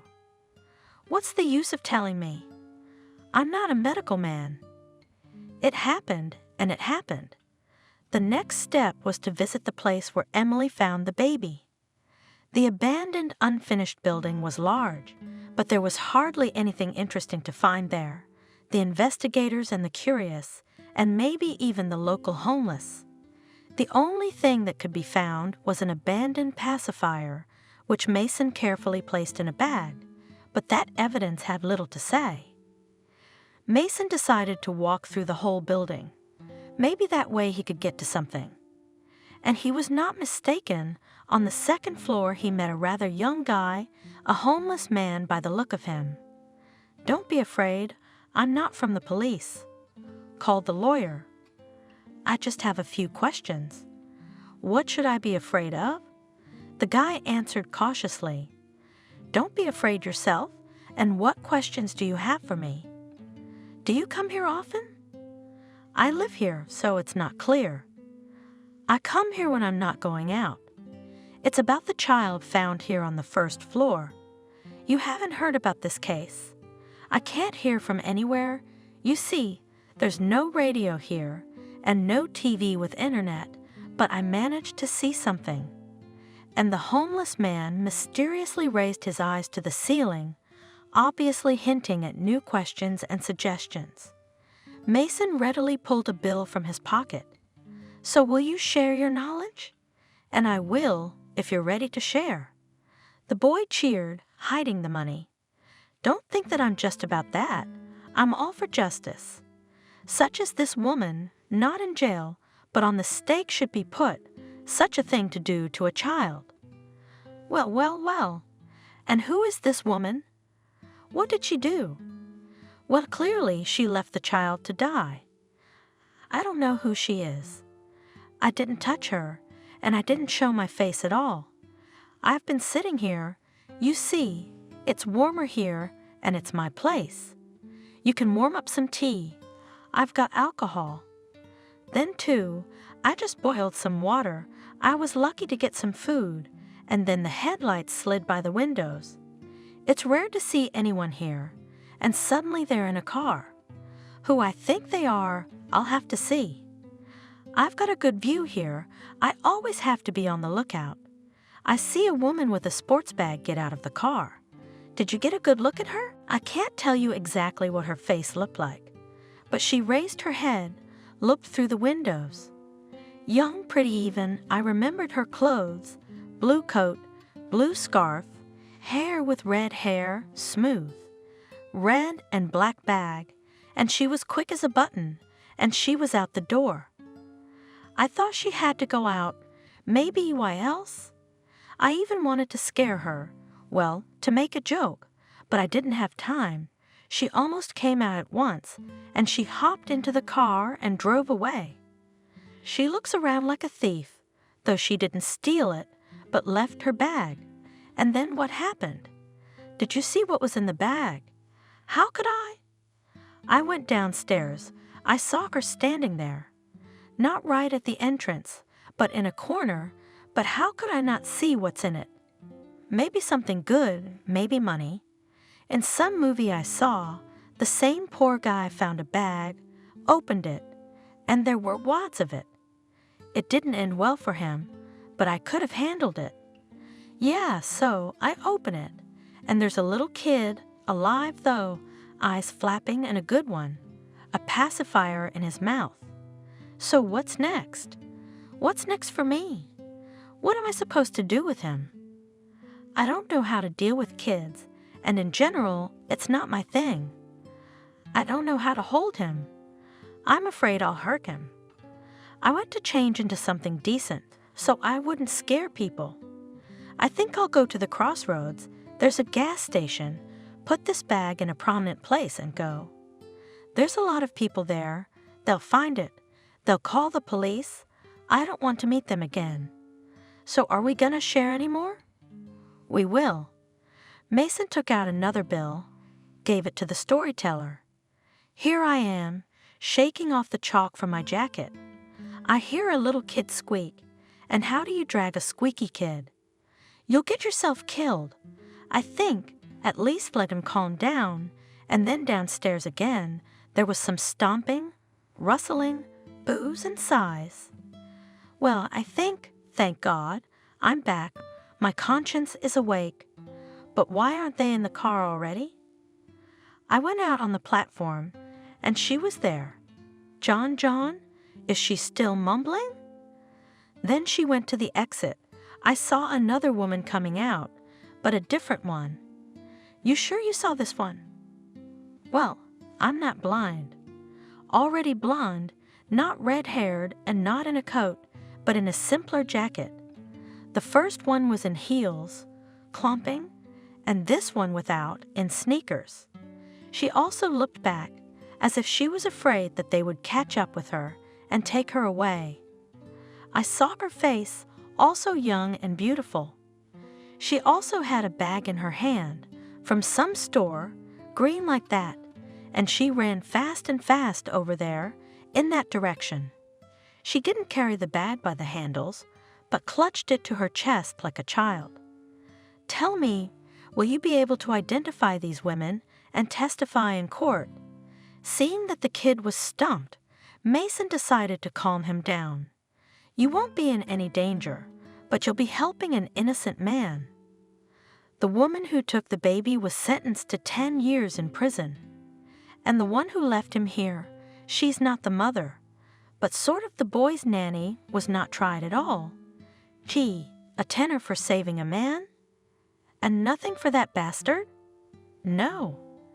Well, that's too much. I see, I'll testify. How could I? And not for money. Don't think so, I'm for justice. I've suffered because of them myself. She wanted to ruin a child and set another person up, but she got away with it. What a snake. The case was returned for further investigation, and 6 months later, Emily was released. The imprisonment, though short, was not easy for her. It seemed like an eternity to her. She couldn't even believe she was being released. She was once again a completely free, guilt-free person. And the other news she'd learned at the trial could have knocked a tougher person out. She stepped out of the gate and stopped, having no idea where to go now, but it turned out that Mason was there to greet her. Happy release, Emily. I don't see any excitement, do you? Hello, Mason. I'm concussed by the excitement, but also by all the other news. I don't know how to react. Why don't we go to my place now? You'll rest in peace and quiet, and then I'll tell you everything you need to know. Is this the kind of concussion you're going to have? Don't be frightened, not in a bad way. You'll like everything you hear. Is there any more good news in the world? However, I think I've had my fill of misfortune. I can live peacefully for the next few years. I can guarantee you that. At home, Mason gave Emily a chance to take a bath, clean up, and asked, "What would you like right now? Eat, sleep, or just coffee or tea?" "Just coffee. I realize you do have important news. I need it. You've probably already guessed the big one. Your son is alive." "Yes, this is the Harry." "Oh my God! Oh my God! How can this be?" The girl pressed her palms to her face. "His Majesty is chance, gentlemen, an incredible coincidence, and the will of some people who understand happiness in their own way." Jennifer, Ethan's wife, gave birth just as Betty, your aunt or foster mother, was in labor. I'm sorry, I don't know your relationship, but she gave birth to a weakened, sickly baby. In fact, the doctors doubted he'd be born at all, and the mother would survive what was happening. The child, which was also a boy, couldn't take it, and Jennifer spent 3 days in intensive care, unconscious, lost a lot of blood, and then it was just about time for you to go into labor. You had a beautiful, healthy baby boy, and Betty decided to switch babies, that is, to give Jennifer yours, and tell you that the baby was dead. Oh my God, Betty's mom. She loved me. I thought she did. She did. She just showed her love the way she knew how. She didn't think you needed a baby right now. She saw how I was suffering, how I didn't want to live, and she didn't say a word. She comforted me and knew the baby was alive. It just happened. What people do out of the goodness of their hearts. So happy Jennifer and Ethan took the baby, not knowing that it was only related to one of them. A short time later, Ethan's wife was killed in an accident. Her friend, Nora, volunteered to help with the baby. Unfortunately, she had her own views on the man. She wanted to marry him, and she wanted a baby. She realized that the baby would be a nuisance, so she decided to get rid of it. "You mean, just throw it away?" Emily asked in horror. "So that my son would die of cold and hunger." "It turns out so. If I had thrown him where it is crowded, the child would have been found. And your heart must have led you to a place where your son was in danger." "Yes, I can't see any other explanation. But where is my boy now?" "Come on, he's at his father's house, and they're waiting for us there. I talked to Ethan. He doesn't really believe it's your kid, but it's not hard to prove. And this Nora, is she there too?" "She's been arrested. She's going to trial, and so is your foster mom. Pack up and go if you're ready." "Of course I'm ready. Are you coming with me? Like my lawyer or something?" I don't know what Ethan's gonna come up with. Ethan didn't greet them very warmly. "Hello, Emily. I'm sorry, but I find it hard to believe that you, and not my wife, gave birth to this baby." "I don't care what you believe. Where's my son?" Pressing Harry against her chest, looking into his blue eyes, she felt all the resentment, all the anger evaporate as if it never existed.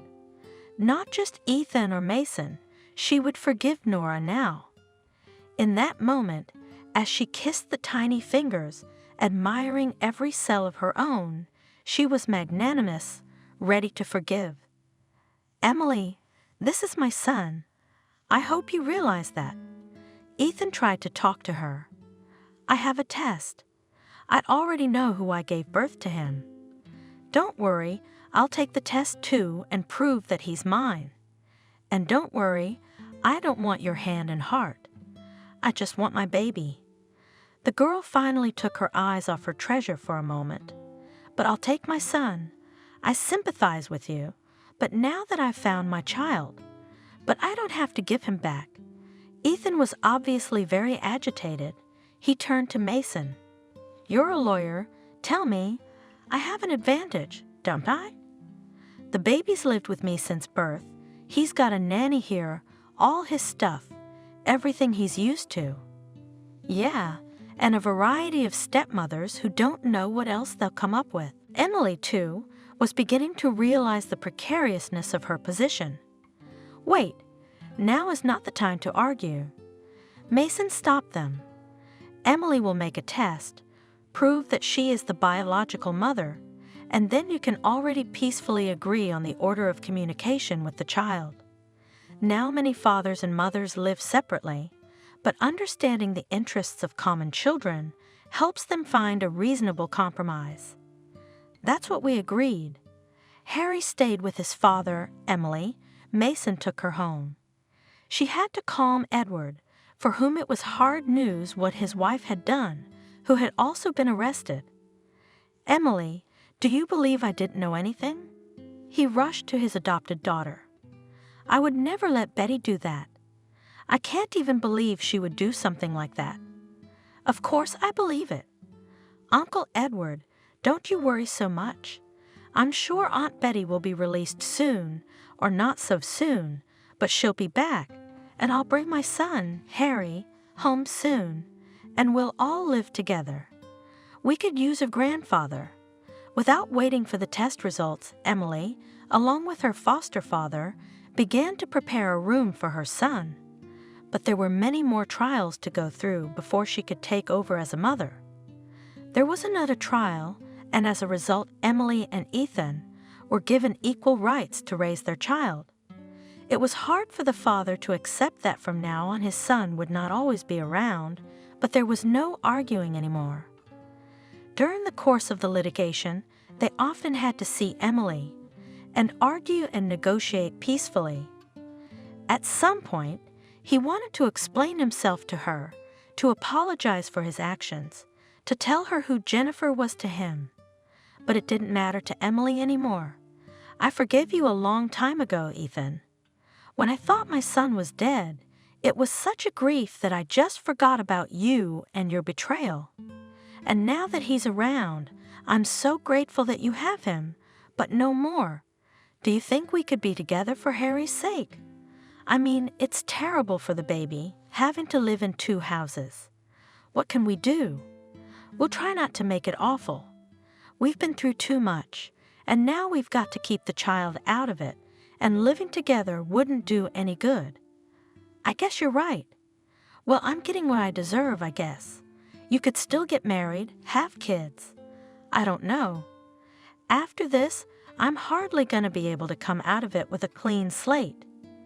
After this conversation, happy Emily went home with her son for the first time to introduce the boy to his new home and grandfather.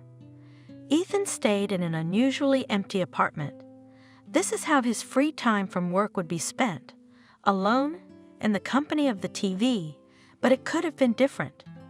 If Jennifer had not returned, he would have lived with his beloved wife Emily, with his dear son, because he loved Emily too. Maybe not as much as Jennifer, but he did, or if Jennifer hadn't brought that damn Nora so close to him. Maybe then he and Jennifer would have been okay, too. She wouldn't have died. Yeah, life's a strange puzzle. You make the wrong move and everything changes. Not necessarily for the better, but maybe all is not lost. He and Emily will see each other a lot about their son, and maybe that'll bring them closer together. Ethan was wrong. It didn't. Yes, they met every week, sometimes more than once, but they weren't even meetings like ex-spouses. Communication was limited to only the most general words. In Emily's life, there was another man, Mason. Increasingly often coming to his son, Ethan met there a lawyer. Once he even asked, What are you doing? Getting married? I'm sorry, but it's none of your business. Emily replied softly. Without any explanations, it was clear that a new stage in her life was coming, probably a happy one. Such a blossoming, beautiful young woman. I don't mean it in a way that's any of your business, of course, but Harry. He's just a little boy, and suddenly there's a new man in the house, always there for him. Is he going to call him Daddy? Neither Mason nor I are going to insist on it. Besides, Harry knows you're his daddy. He loves you. And Mason? I think he'll have enough respect from his son, and it's hard not to like him. Do you have any idea how secure he makes me feel? Yeah, have mercy. Now that you're being threatened. And then what? Nothing except your left foot suddenly decided Jennifer was better, and you left me without so much as an eyebrow. I'm sorry to remind you, you haven't even called once to ask how you're doing. Does that say you're reliable? And about the danger. I now know how unstable everything is in this world. You were a normal, decent woman, and suddenly you're doing 10 years in the penitentiary. Can you imagine what would have happened to me if Mason hadn't been there? You're right, of course. I won't ask for forgiveness. I know I'm not worthy. I'm very grateful that at least you don't persecute me, don't berate me every minute of the day. Tell me, Emily, when our son grows up, will you tell him this story? Ethan suddenly asked. I don't look that far ahead. I haven't thought about it. No, I don't think I'll tell him. Why should I? Maybe later he'll be interested in what Helen's grandmother did time for. Maybe not. But our history in all details, he does not need to know it all. I think it's better not to guess at all. I don't even speculate about my relationship with Mason. Maybe we'll get married. Maybe we won't.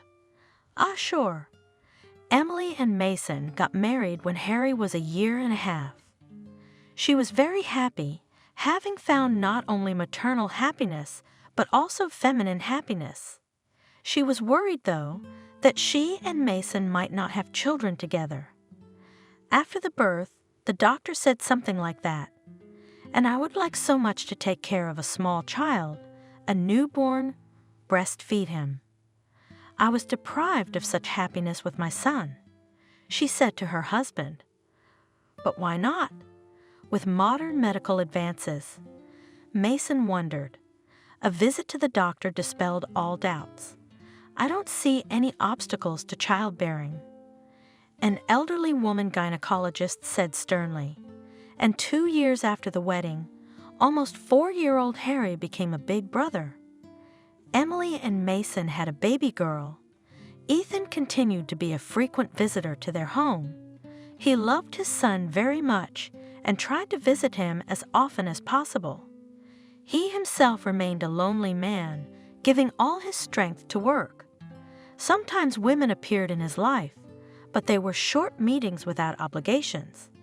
He no longer believed that personal happiness was possible for him. Everything has to be paid for. He thought, if I hadn't been so mean to Emily back then, who knows? Maybe now I would have a beautiful, full family and her daughter would be mine. But he realized that nothing could be undone.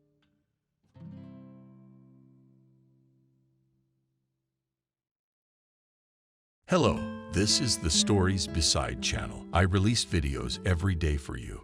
Subscribe and click the bell. The posh club was packed to the brim. Today, a famous rock band was performing here, and rich spectators, who had booked tables in advance, were lazily sipping cocktails, smiling and chatting, shortening their time in the VIP zone. Fireworks. A young guy in branded ripped jeans and a Versus jacket plopped down on the empty seat. Oh, there's our lion. A blonde girl in a dress, more like a combination, caught his shoulder with long shining fingernails and imprinted a long and bright kiss on his cheek. Where the hell are you? They're about to start. They won't start without me. Grinning, the boy replied, Fine him, fine him, fine him for being late. The girl shouted, pour. Someone's obliging hands quickly filled the glasses with viscous, amber-colored liquid. "Here you go, thank you." The guy tilted his head slightly and downed the contents in one fell swoop. "Cheers, cheers." The audience echoed once again, supporting the simple toasts. And as if on cue, the duty musical accompaniment began to wane. The lights went out, except for the dim little table lamps on the VIP tables, and the stage was illuminated with bright flashes of rapidly changing electric lights. Quickly galloping, shaking guitars, performers jumped on stage, and the hall exploded with screams and squeals, banging and whistling.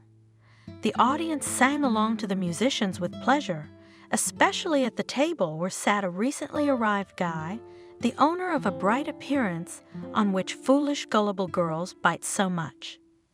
His whole life at a more or less conscious age had gone on brightly and viciously. He knew no denial or lack of anything, and whatever he desired was always entirely at his service, whether it was people or things.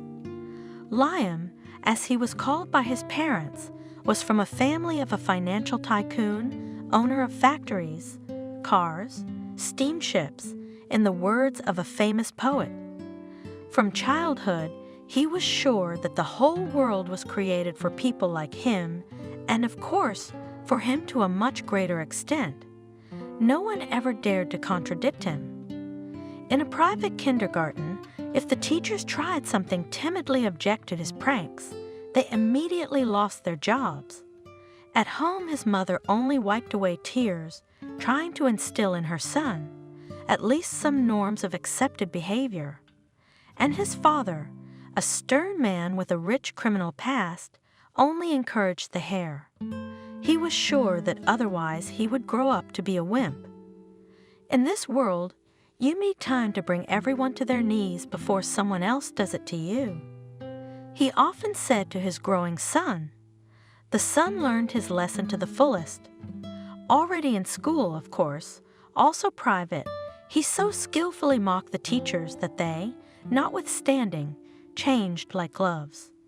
After school, he studied abroad and in more than one place. In fact, in prestigious British universities, where you need not only to have a lot of money, but also to behave decently, Liam did not stay long. There, both he and his father were just politely shown the door, issuing, however, the appropriate documents on the completion of the number of semesters that he was able to hold out. And since he only needed a piece of paper for his education, nobody demanded anything more from him. A warm place under the sun, Liam, had already been secured before he was born, and the papers would be good enough to hang in a golden frame on the wall of a fancy office. Thus, having completed his education, the young major seamlessly and organically joined the community of the same, like himself, pro-lifers, regulars of nightclubs, regular buyers of elite boutiques, owners of expensive yachts and racing cars, the price tag of which was calculated by the same number of zeros, which equaled their rich inner world. During the day, these bats and predatory werewolves in branded rags sleep in their expensive caves, decorated according to the latest fashion, and towards evening, when the working people flock, barely moving in kilometer-long traffic jams to their miserable shacks, the majors come out into the light, which is no longer light, but a blue twilight, filled with the smell of wealth and luxury. This is how Liam's existence rolled along the dark nocturnal establishments, which sooner or later had to end in the same place where all other mortal beings find their last shelter. But the strongest of the world do not believe in it. They are touchingly sure that neither disease nor death itself has no power over them. And at this time in the provincial wilderness, in a village called Addicks, lived a simple American family. The core of the village, and the only workplace for a couple hundred residents, was a half-breed farm. The family of Jacob and Nancy produced 6 fairly healthy children, the oldest of whom was Kathy. the first in line and the first helper to her mother, worn out by endless hard work and incessant labor. From a young age, Kathy learned the hardship and beauty of a simple life in nature, away from the noise and smog of the metropolis. Even the center of the village seemed to her, accustomed to the simple monotonous routine of village life, sparkling fireworks of celebration. That's because they were there only on holidays.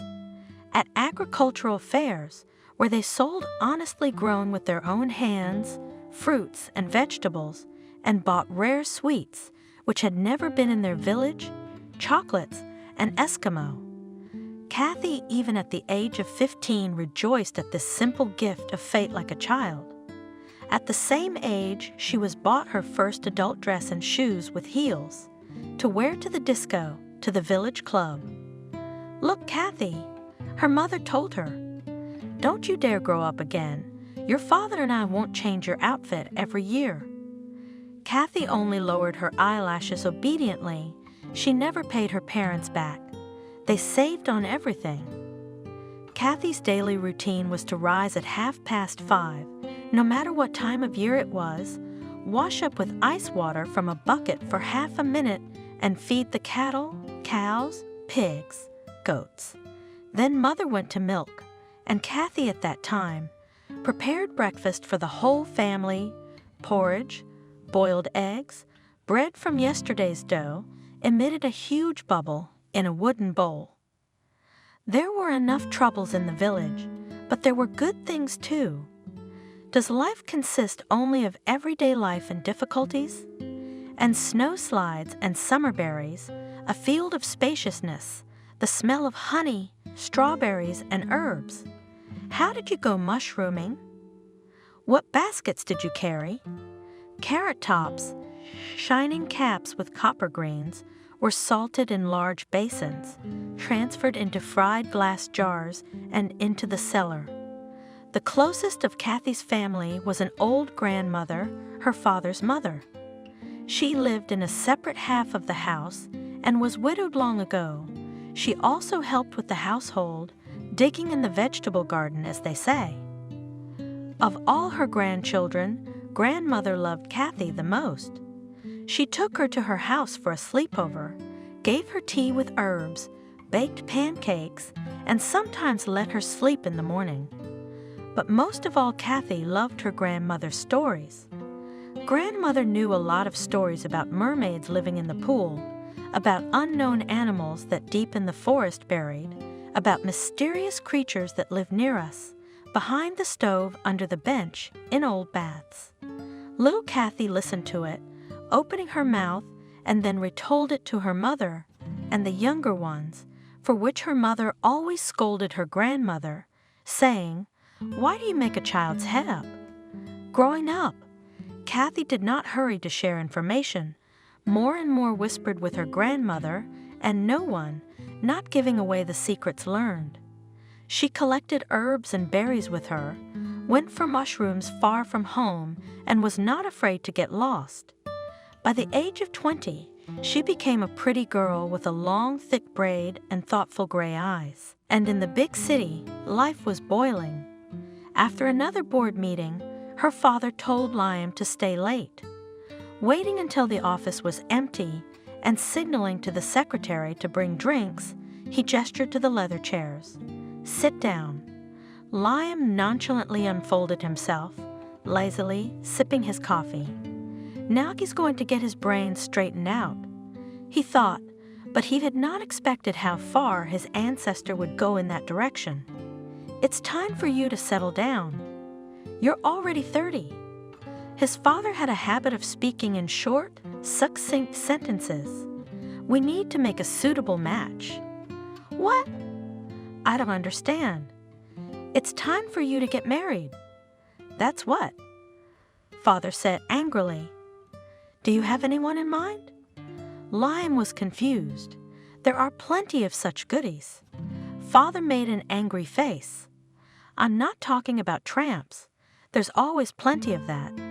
But Brown, you don't marry street girls. I hope you realize that." "Yes, Liam nodded.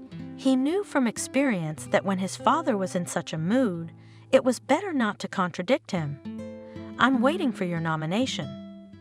A little softer, his father said, "She should be cute, but not too much and not spoiled." The latter, I emphasize, especially. We don't want other people's children. You never know what's in a woman's belly if she's slept with a lot of men before you. Where am I going to get one of those? Sincerely surprised. In our time, wherever you want. Father shouted. Not my concern. Any other questions? He squinted. Yes. The son nodded his head. How are you going to check that you're not spoiled? Because you're definitely going to. I know you are. You're right, nodded the father. But it won't be me, but the doctor. And if the girl doesn't agree to such conditions. Liam grinned. Then you'll look for another one. Shrugged his father. You have a month for everything, so do your best. When his son left the office, his father took a deep breath, went to the bar hidden in the wall, and poured himself an undiluted chivas, added ice, stirred, and walked to the huge window separating his office from the outside world. Behind this transparent wall life was boiling. The endless streams of the avenue crawled. People were walking back and forth, cranes, lifting their iron-long arms to the sky, and a narrow strip of concrete encased in the river glistened between this delightful bustle. James loved life, loved the movement, the hustle, loved to manage it all and punish those who made a bad fuss. He had gotten so caught up in running the world that he hadn't noticed his own role had come to an end. Only a few pages left, 6 months at best. He would never have grandchildren, but at least he would have made a beginning. That's how he decided to end his earthly managerial endeavors. Think about it. Meanwhile, Liam said to his friend, pouring tequila on his grief, "Now find him a girl who hasn't been kissed. What century does he live in? Should I look for her in kindergarten? I'm sick of your attitude. Why in the kindergarten?" The interlocutor smirked. There are simpler options. You know, there are such fans, just this kind of strawberries. Well, Liam was interested. Where do they pick them? In the villages, he said, putting his foot on his leg and smiling. In the village clubs. In the village clubs? Liam had absolutely no idea what that was. His world consisted of metropolitan mazes, foreign resorts, and clean European towns. Look, his friend patiently told him. You take a car, type in the Navigator Rural Club, and choose some on the horns of hell there.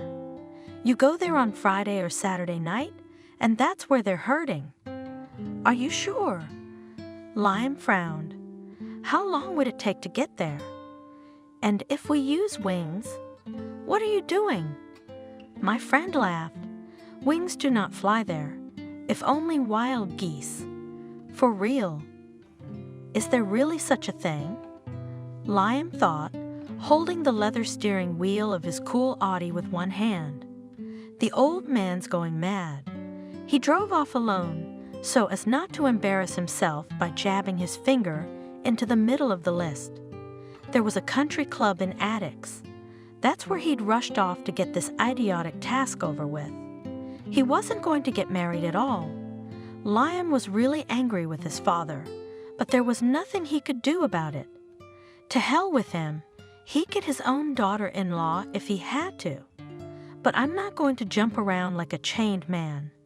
We'll sit in the house, as glued and children to do. That thought calmed the furious Liam down a bit. A few hours later, tired and sleep-deprived, he finally reached the end point of his route. He got out of the car and swore out loud. He had never seen such squalor before.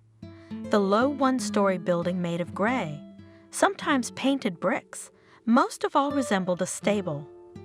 In his mind, of course. Enclosed by a low wooden fence painted a cheerful blue, it was hideous. Liam spat angrily and stepped closer. The peeling sign indicated that this was it. Sighing and reminding himself of his father, he stepped inside. "Who do you want?" The voice of an elderly aunt sitting at a table near the entrance made him wince. So confidently stony-faced was it. No one had ever dared to address him like that, but there was nothing to do, and he made a semblance of a smile on his face. "Do you have a disco here?" "Disco." The aunt raised her painted eyebrows and smirked. "Well, here. But it's a bit early. Did you show up? You're not from around here?" "You look right, Kikimora."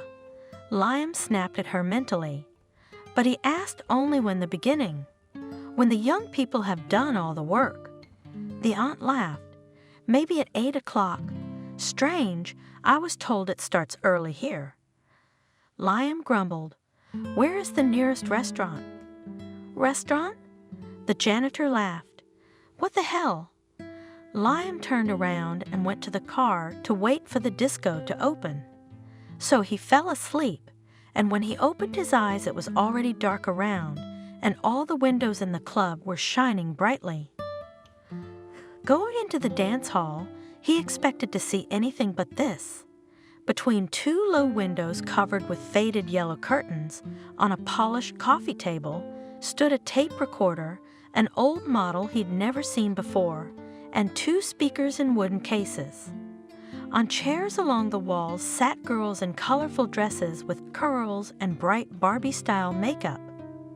In the middle of a room the size of the bathroom of their mansion, on the creaky boardwalk floor, 3 couples were stomping in a slow dance. The guys were openly groping the girls, and they were giggling and making eyes at them. At the sight of the guy who entered, all heads turned toward him. The girls' eyes rounded, the guys tensed. Liam walked in silently and sank down on a vacant chair with worn upholstery. The chair beneath him crunched suspiciously. "What am I doing here?" Liam thought in anguish and rage, looking frankly at the astonished girls sitting next to him. The farther ones were whispering and giggling, looking at each other and covering their mouths with their palms, and those closer to him sat like at a funeral, eyes down, hands on their knees. Inviting those who don't dance. His friend's instruction flashed through his head, and he stood up resolutely, walking along the row of seated girls. "May I invite you?" Leaning over and putting out his arm bent at the elbow, he said to the first one with a long braid. You could sweep the floor, he thought, at the sight of this luxurious and natural maiden's jewelry. She looked up at him with serious eyes. "Me?" There was surprise and even fear in her voice. "You." He confirmed it with a radiant smile. The girl cautiously rose shyly, hiding her hands in the folds of her dress. Liam didn't have much idea how to dance to such strange things coming from the rattling speakers, but it was easy. Hugging his chosen one and shuffling his feet from one end of the room to the other, he soon achieved the same results as everyone else. The next song gave out at a different tempo, and everyone seated gradually joined in the dancing. Fidgeting to such music, Liam was no longer able and suggested to his lady to go out for a smoke. "I don't smoke."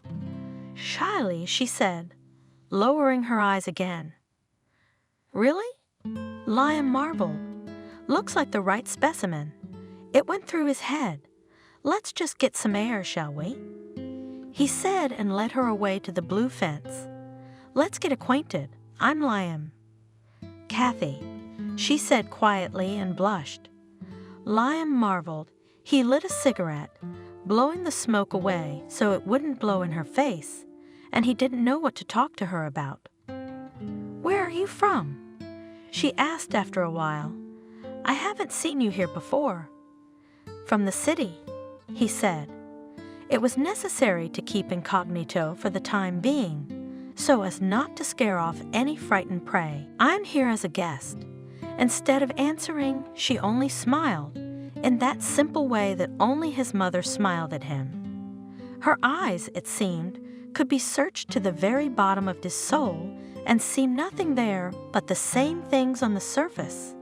You know, Kathy. Liam was about to tell an inspired lie, but he didn't know how to approach it. I have to go now, but I'll be back for sure. And after a pause, he added, lowering his voice and looking her in the eye, to you. The next day, the whole neighborhood was buzzing like a disturbed beehive. In some century, in their remote corner, there had been at least some worthwhile event. The arrival at the village club of a strange guy in a fancy car here was tantamount to the arrival of a prince under scarlet sails.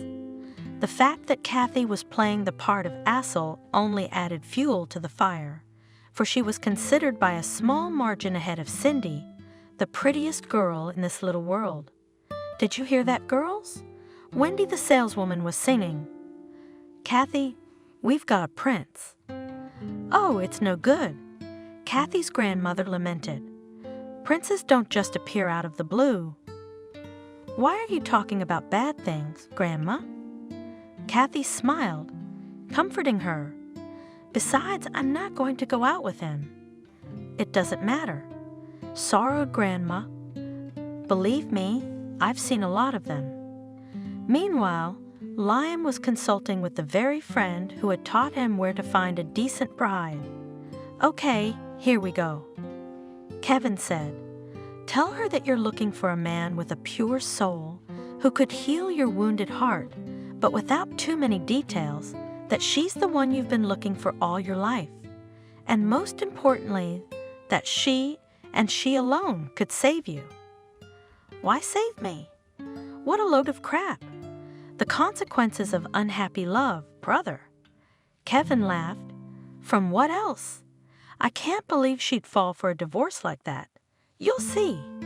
His buddy laughed shortly. Can we bet, if you're ready? Fuck you. Liam waved his hand. We don't have enough to do. A week later, he came again and told Kathy everything Kevin had taught him. But again, she just looked at him with her knave eyes and smiled. Kathy, putting as much tender feeling into his voice as he was even capable of, Liam looked at her with a long, penetrating stare. Kathy, look at me. I'm just not myself. I don't eat. I don't drink. I don't sleep. Take pity on me, please. What do you want? The girl flapped her eyes in confusion. Well, for starters, I want us to get on a first-name basis. Liam smiled. How about it? Come on. Kathy smiled embarrassedly. And this time Liam left with nothing and was getting a little pissed off. His father only gave him 1 month, and this village idiot, even you, can't tell him. How could it be before the wedding? Together with Kevin, they decided that it was time to use the heavy artillery to get acquainted with his parents. Now Liam did not wait for the next weekend and arrived in the middle of the week, having found out in the administration, Kathy address, and came right to the court. He, of course, almost threw up from the unfolding picture of simple village life, but he courageously restrained himself. He took out of the car a huge bouquet of roses for his mother-in-law, a bottle of Chivas for his father-in-law, a whole bag of sweet nonsense for Kathy, and another bouquet of white roses for her, and a small modest box. In the box was a ring, and her mother only gasped when she saw the gem. Kathy, Liam, pictorially dropped to one knee, thinking only of how not to kill the suit pants. I fell in love with you at first sight. All girls pale before your beauty. Please, will you marry me? His chosen one was standing in the middle of the common room, completely confused. The whole scene didn't fit the interior of their rustic cottage, but it was the same with Cinderella and Prince Charming. Don't even think about it. Her mother persuaded her. Happiness will come to you. Do you really want to spend your whole life here, just like me? Look around you. You're looking at the same thing here. shoveling manure and having babies. Good man, daughter, solid, said the father, looking at the cupboard where his wife had thoughtfully put the coveted bottle. What else to expect? Such are not lying on the road, and only Grandma remained true to herself. Kathy, ask your heart, and you'll know if you need such a fate. This man doesn't seem real to me. Where did he even come from? Kathy honestly recounted to her grandmother everything Liam had told her. I don't know. The old woman frowned. He doesn't look unhappy. Oh, he didn't. What's the rush? Kathy didn't know what she was thinking or what she really wanted. Really, this is my only chance to get out of here, she thought to herself. When she thought of Liam, however, her heart was absolutely calm, and she felt nothing but flattering pleasure at the fact that such an interesting and wealthy young man had chosen her out of all the girls in the world. You'll be a fool if you don't leave, her friend Molly told her. If I had such an offer, I would not think for a second. And so it came to pass that Kathy was of the same opinion. You don't turn down a chance like this, and rightly so, Molly assured her. So what if you don't like it? Divorce and that's that. We do not live in the Middle Ages. Almost at the end of his father's deadline, Liam finally persuaded Kathy to go and meet his parents. Seeing her in the same dove dress, he wrinkled his nose in displeasure. Put on something else, something more modern. There's nothing else. Kathy was embarrassed and tears came to her eyes. All right, it's nothing. Liam caught himself, afraid of scaring her off again. We'll go with you to the store and you'll choose something yourself. He took her to an expensive boutique where Kathy was completely confused. For one thing, it was only on the way that she found out where he was taking her. And then she had never traveled further than the center of the village in her life. Even the town next to the village was almost space to her, not like Los Angeles itself. The savvy consultants, seeing the situation, took the couple in stride and dragged Kathy into the fitting room, leading her, like a fashion show, to Liam. As a result, a classic cut suit with a skirt was approved because the girl absolutely refused to wear pants. Liam looked critically at her pale, bare legs, but however, slender and not badly shaped, and decided that a week or two in a good cosmetology salon would make something acceptable out of her. They took a bag, sunglasses, a silk handkerchief and gloves, and the salesman, very happy with today's proceeds, smiled at them with dazzling fake smiles. Hello. Kathy smiled politely at Liam's parents, her eyes wide open, looking around the chic mansion. Hello, darling. Her mother stepped towards them, hugging her future daughter-in-law affectionately. Good afternoon. Father seemed to look approvingly, or Liam only wanted it that way. Let's go to the table. The mother invited her son with Kathy. The servants have already set everything long ago. We've been waiting for you. We've stopped by, Liam said, sinking contentedly into a soft chair. That's why we were delayed. Lunch was tolerable. Mother kept asking Kathy about her family, about her parents, about where she studied.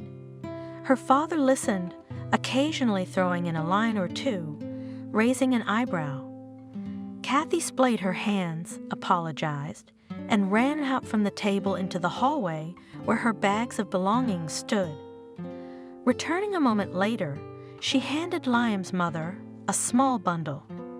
Please take this. I embroidered it myself. Blushing, she almost whispered, a gift for you. Vanessa shrieked, ran in, hugged Kathy, spread the rug on the small table. Women, what can you take from them? After lunch, she and Kathy went out into the garden, and from there came the same delighted gasps.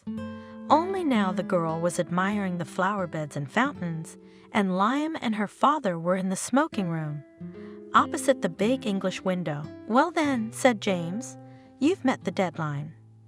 "Well done. But for God's sake, tell me, what swamp did you fish her out of?" "What difference does it make?" Liam shrugged. "The main condition is fulfilled. She's absolutely clean." "It seems so." "Agreed, Father. Now we have to take care of the formalities." "Do I have to do that too?" Liam jumped up. "You could be the one to do it." Father grinned. "But I'm afraid you'd fail miserably." "No, I've put my mother in charge. She's a woman and she can find the right words. And then you'll have to sign a prenup. You think that's going to be okay?"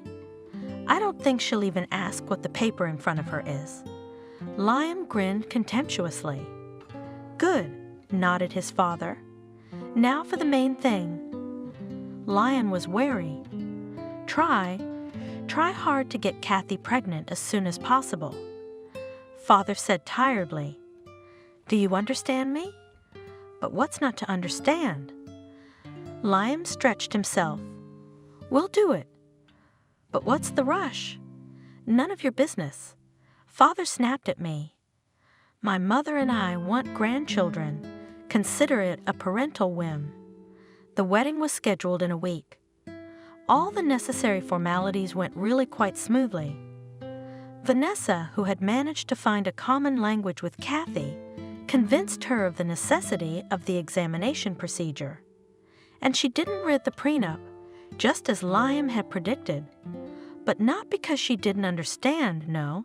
She understood perfectly well that rich parents didn't want their property to fall into the wrong hands.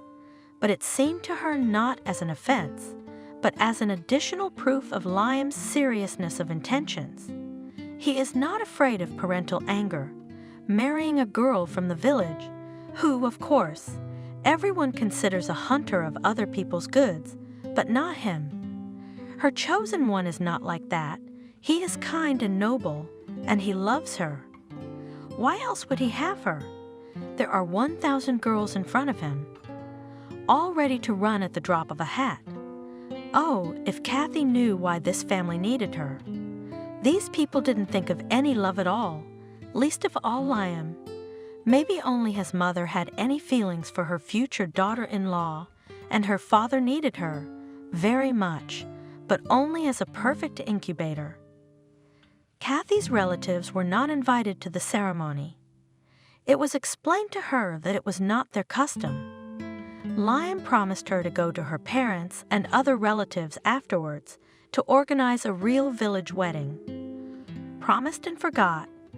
Kathy's mother cried. Her father yelled and freaked out, but Liam quickly calmed them down with some money handed over in an envelope, telling them it was for upcoming wedding expenses. After considering how much they had been allocated for expenses, the mother immediately calmed down, smiled, and agreed to everything. The father, who received a case of whiskey in addition to the expenses, was no longer upset. Well, it is clear they are all cool city people. We are no match for them. Let them, and we'll celebrate in our own way. They had to celebrate without the young people, who immediately after the city wedding flew to a distant foreign resort. Kathy sent pictures that took the whole village by surprise. How lucky some people are, sighed enviously friends. What a lottery ticket. Dan, but why did he choose her? Kathy herself was as if in a parallel universe. In 1 month, her whole life had changed 180 degrees. She was now a married woman, and her husband, who looked like a foreign movie actor, had thrown the whole world at her feet. At least it seemed that way to her. After the Italian resort, they returned to Los Angeles, where a new mansion, a little smaller than her parents', but no less chic, was waiting for them. Father and mother, welcoming their son and his wife to their home, inquired casually whether they could expect grandchildren soon. Kathy became embarrassed, turned pink and lowered her eyes but said nothing. At home, Liam asked her, "Why did you react like that to a simple question?" She blushed again, just as she had the first time they met. It was her strange peculiarity, Liam thought, that irritated him a little at times. And quietly she answered, "I didn't want to tell you until I was sure." "No way." Liam was so happy he fussed, sat her in the chair, looked into her eyes, and even ordered the servant to bring tea and milk. "That's great." He looked at her with such joyful eyes that Kathy cried from happiness. "But you're sure now?" "Yes," she nodded. "Let's go to the doctor tomorrow and find out for sure, okay?" Liam already imagined how he would solemnly present to his father the proof of his male achievements. The fact that he would soon become a father himself didn't excite Liam much. In fact, he was getting a little tired of Kathy. All these silly raptures on any occasion, absolute unsuitability for modern life. She even tried to clean the hotel. But here, could any normal person imagine such a thing? He remembered the face of the maid who had come to the room and found the rich guest dusting. It wasn't that Kathy disgusted him at all. Sometimes she was quite nice. All this naive innocence of hers had fascinated him at first, but the farther she was with him, the more he became irritated by her rudeness, her stupid simplicity, her complete lack of elementary ideas about anything. It was very stressful that everything had to be explained to her, chewed up the simplest, most obvious things. Yes, she didn't even know how to use a smartphone and woke up awfully early, disturbing his sleep, and in the evening she gave him no rest, dragging him from the bar to the hotel room, whining like a little girl. "Well, can we go now, honey?" "Don't call me that." One day he couldn't take it anymore and shouted at her, "What do you think I am, honey?" "Just call me Liam, whatever you say." Kathy readily agreed, and that annoyed him too. Her constant desire to please, to anticipate his every wish like an intrusive servant. "Liam, do you want tea? I can go and get it. The waiter brings the tea here." "And no, I don't want tea." "Waiter, a glass of Beaujolais, per favor." Kathy was embarrassed to go to the beach in her swimsuit. Liam literally dragged her out blushing like a cancer. They're all watching. Kathy looked at the people around her with tears in her eyes, eventually converged on the floor transparent perio. Liam felt like a loser who had married an ugly woman. Although Kathy was quite beautiful, and if she had been able to present herself, it would have been great, but that option was not available to her. And there were many other small details that were accumulating like a snowball. That's why today, when Liam learned that everything had worked out, and it was possible to give his father a ready report, so to speak, he rejoiced like a child. And Kathy thought he was happy as a child, without any how. Great son! James was indeed pleased with his report. They met in the office one-on-one. Liam wanted to present this news without Kathy, who was, in fact, only a tool to achieve the goal. And now that goal had been achieved, one could use something more serious for such news. My father was looking at the ultrasound photos, specially enlarged in A4 format. Liam had thought of it himself, specially asked the doctors, "You know, my father has poor eyesight, and I want to make the old man happy." Kathy again saw this as a touching family concern and smiled happily. "You know, I have unexpected news for you." The woman doctor smiled, raising her eyes from the monitor. "Look here." They both scrutinized the screen, not finding anything at all clear to them. "Right here, see." The woman pointed with a special wand, like a short pointer. "There should be one heartbeat here." "But we have two," she finished solemnly. Liam stared dumbly at the screen, not understanding anything, and Kathy, suddenly realizing the meaning of what had been said, gave her stupid habitual gasp and clamped her mouth shut, holding back happy sobs. "We're having twins." "Yes, and different egg twins at that," nodded the doctor. "What?" Lion was worried when he heard the terms he didn't understand at all. "Don't worry, there is nothing wrong with them." The doctor smiled. "They just developed from 2 different eggs and will not look like twins. They may even be opposite sexes." "Oh my God!" Kathy was overjoyed. "We are going to have 2 babies, Liam." She had forgotten that she shouldn't even call him that. But now he had something to surprise his father with. "Don't you see anything strange here?" he asked him, grinning. "What should I see?" James was wary, sensing a trick. "But I don't know." Liam said, "For example, that you'll soon be the grandfather of not 1, but 2 grandchildren." "Really?" My father just soared above the sinful earth. He made the old man happy. He even hugged his son, which he hadn't done for a long time. And I think he even wept, or was it just Liam?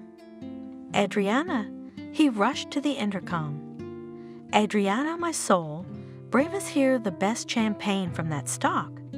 "Son." The old man was shining like a shiny coin. "Son, you don't know how pleased I am. To tell you the truth, I doubted that you would be able to accomplish my little errand so quickly.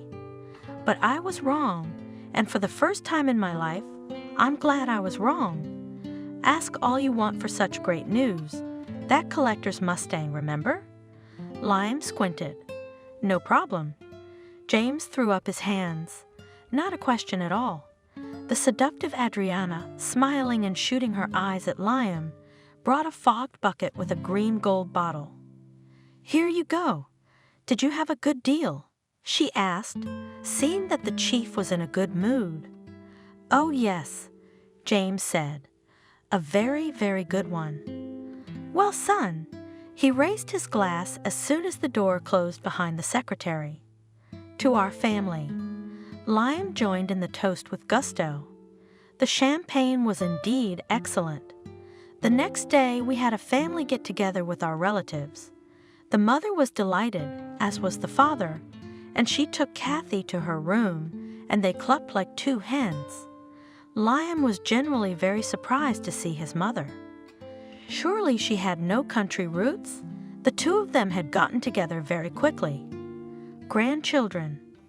The father rumbled all over the hill. 2 grandchildren. 2 grandchildren at once. Wow! Respect for the old man. Kathy's pregnancy went well. Village women with strong immune systems rarely had trouble bearing children. Liam expected her to become cranky and irritable like everyone in her position, but she hadn't changed a bit. She was still up early and eager to be active. She planted in the yard of the mansion a whole vegetable garden, digging in neat beds, treating her husband with ripe strawberries and young potatoes. But her husband was less and less at home, absorbed in the delights of his former free life. Kathy with her housekeeping and simple family pleasures, he was already madly bored.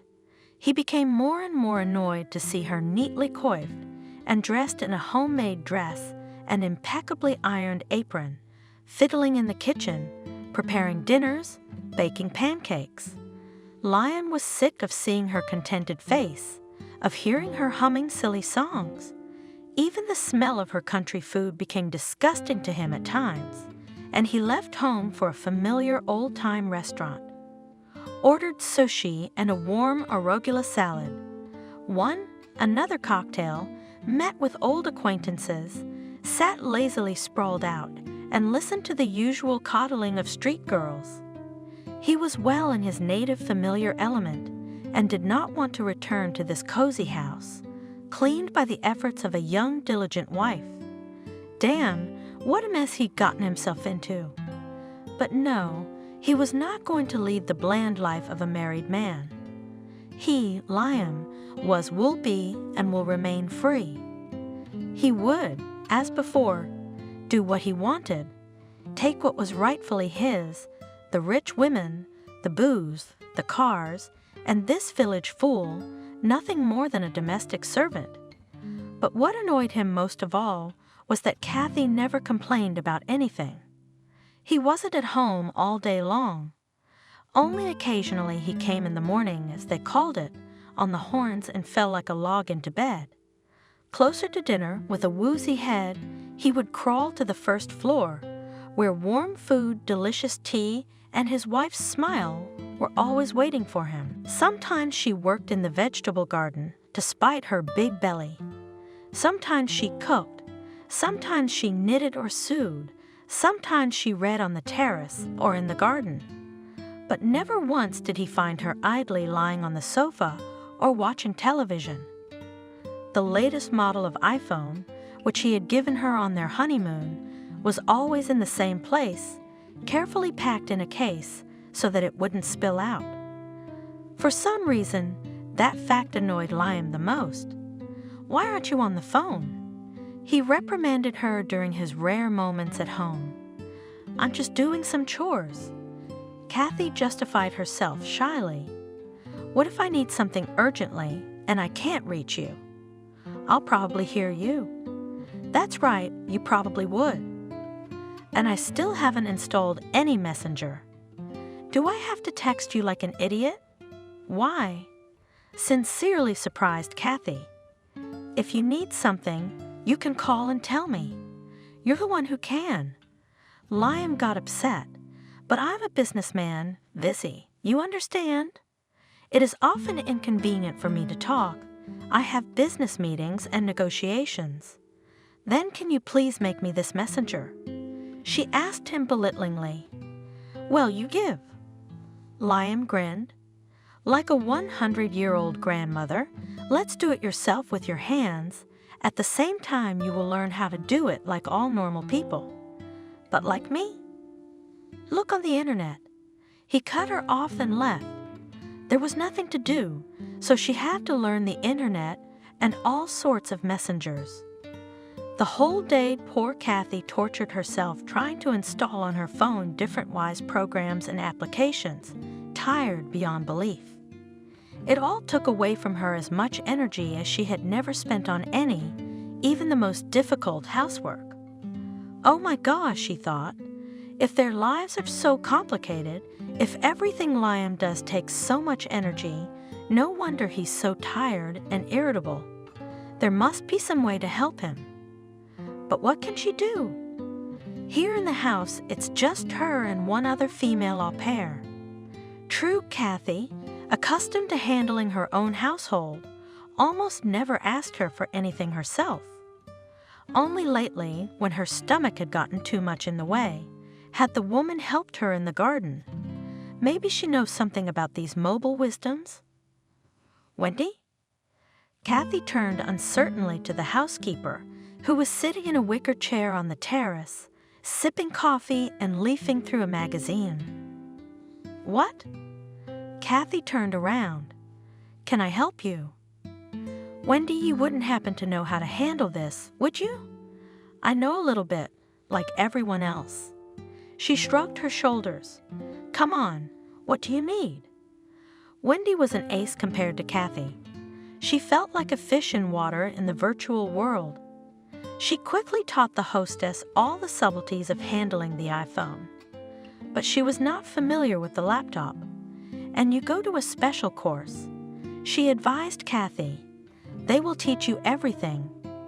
Kathy thought about it. She had thought of self-education more than once. If now she lives in a big city, so it is necessary to try to somehow adapt here to get accustomed to these new conditions. Otherwise, she'll be a village idiot. When the children grow up, they'll be ashamed to have such a stupid mother. True, earlier she did not know how to approach it, but now she was going to do everything in her power. So when her father-in-law arrived once again and brought the doctor with him, he was very concerned about the medical part of Kathy's pregnancy. She, shyly, asked him, James, I would like to enroll in a computer course. Why would you want to do that? The man wondered. To keep up with everyone else. Kathy explained. Liam says I don't know how to do anything. Ah, Liam. The father-in-law stretched out. I'll talk to him. And you, my dear, remember that now your main task is your children, my grandchildren. You should not overwork and sit near the monitor pregnant, harmful. Understand, when you give birth, when the kids grow up, then you're welcome. You can learn computer literacy and whatever else you want. Right, doctor? He turned to the doctor.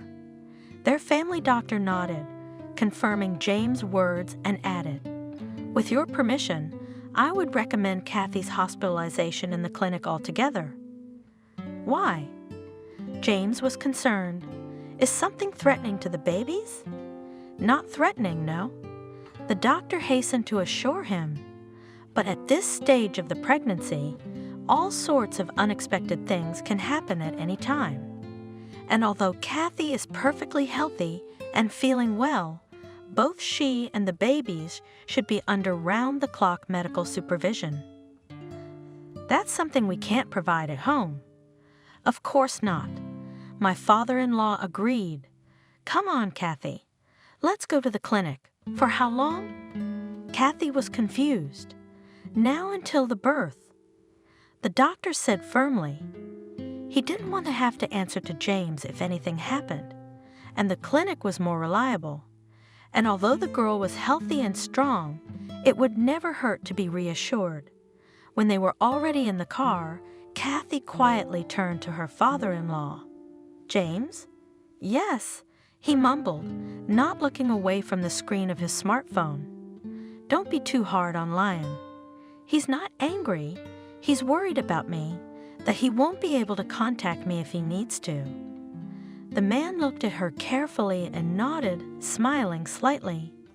What astonishing naivete and gullibility, he thought, and in his callous soul, first of all, her strict upbringing was having an effect.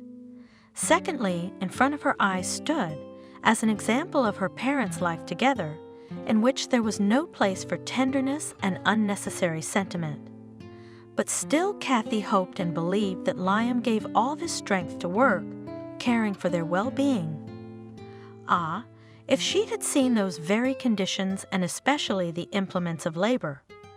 But fortunately for her, for the time being, this dark side of their lives was safely hidden. And behind the high fence of the perinatal clinic, nothing threatened her and her children. She continued to feel fine. All her tests were normal and nothing particularly bothered her, but she had a lot of free time on her hands, too much. For this reason she had, quite unnoticed by herself, gotten quite good at the internet and social networks. She could already communicate. She laughed for a long time at the emoticons when she discovered them. She had a lively correspondence with Wendy about the household she had left behind, and even set up Instagram on her own. But her whole, pure nature didn't give her a chance to get bogged down in sticky and utterly pointless videos. Therefore, her best entertainment was reading, listening to audiobooks, radio shows, and watching movies. But even these activities didn't take her entirely away. She walked a lot, remembering that children need fresh air, and in bad weather she sat wrapped in a warm blanket on the wide open balcony and drank hot tea. A little later, Kathy discovered that it was possible to learn computer literacy remotely.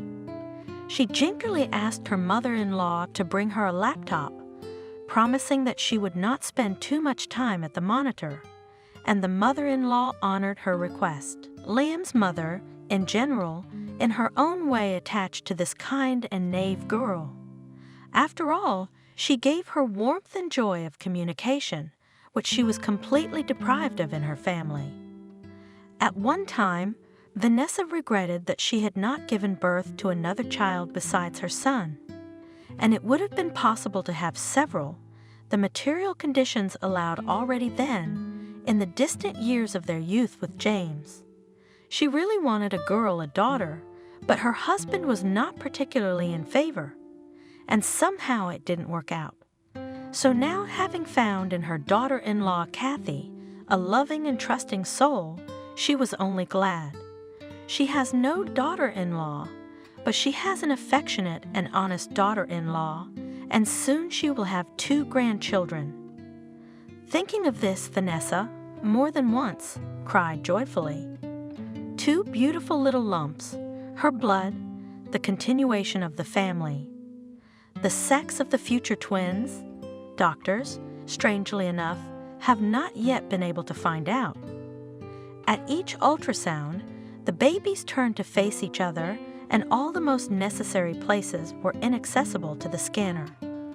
They don't want us to know in advance who will be born. Kathy said with a laugh, "I don't care, as long as they're both healthy." And Vanessa shared her opinion, hoping, however, that at least one of the babies would be a girl. She had already had the experience of raising a boy, a sad experience. What had she and James done wrong?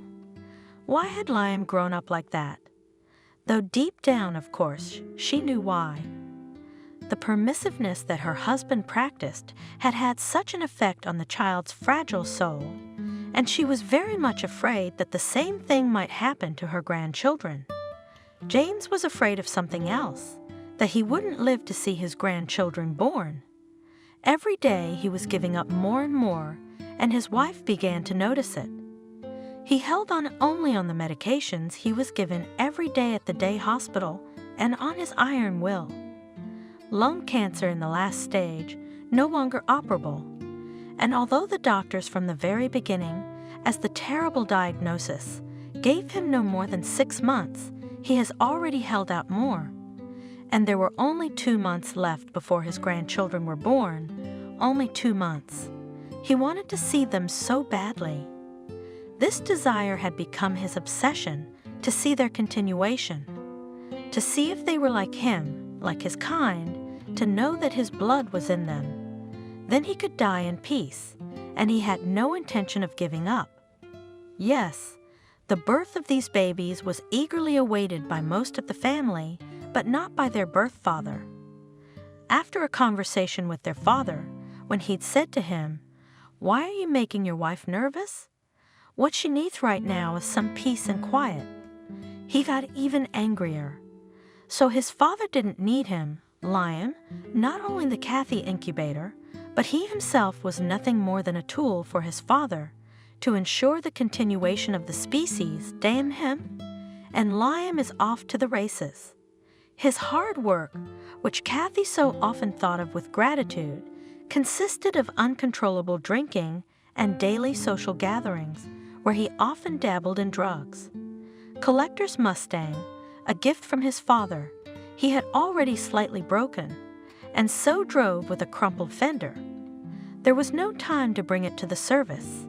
The tools of his labor were slutty girls. While Kathy was at home, he didn't bring anyone there for fear of his father's anger. Now that she was hospitalized and the rookery, in the lingo of his circles, was free, he did not hesitate one day to bring his catch directly into the marital bedroom. At noon, Wendy nearly broke the dishes when she saw a half-naked girl in a Kathy robe open to the floor coming down the stairs. "What's for breakfast?" she asked, lighting a long, thin cigarette. That same evening, Wendy packed up her things and left. She wrote to Kathy that she was quitting for family reasons. Kathy was upset. Who would keep the house in order while she was away? Told her mother-in-law the next time she saw her. Vanessa, suspecting something wrong, went to the mansion to see what was wrong. The morning her son was supposed to have his 10th dream in his bed. He was indeed there, but in the same bed was also lying another girl, and there were empty bottles on the carpet. "Get up," Vanessa commanded, pouring the rest of the contents of one of the bottles on the head of the uninvited guest. "Ouch!" she shrieked and jumped up, batting her eyes. "Who are you?" "Mom." My son's eyes widened. "What are you doing here?" "I came to visit." kindly explained the woman sitting down on the chair, to see how you're doing with the household. The housekeeper left you. What is she? Lion was surprised. I'll tell you what. Finally, the mother boiled up. And then I'll tell your father too. Let's see how you'll sing then. Do you have any idea how you're insulting your wife with your behavior? The mother of your future children. And what will happen if she finds out about your outrageous behavior? That's it, that's it. Lion fought back against his mother. Stop yelling, she was just leaving.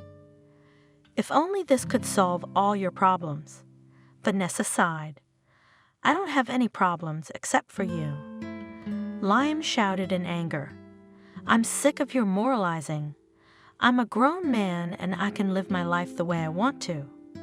Of course you can, nodded his mother. But only at your own expense. Don't forget, Lion shrank back a little. Let's make a deal like this. Vanessa said to her son that there will be no more outrage in the house. I can't control your whole life. I don't need to. But Kathy and your children deserve much better treatment, so you will no longer throw out the servants and bring your girls here. Look, if I ever hear about this again, I'll tell my father and he'll take away your allowance. I hope you understand me well?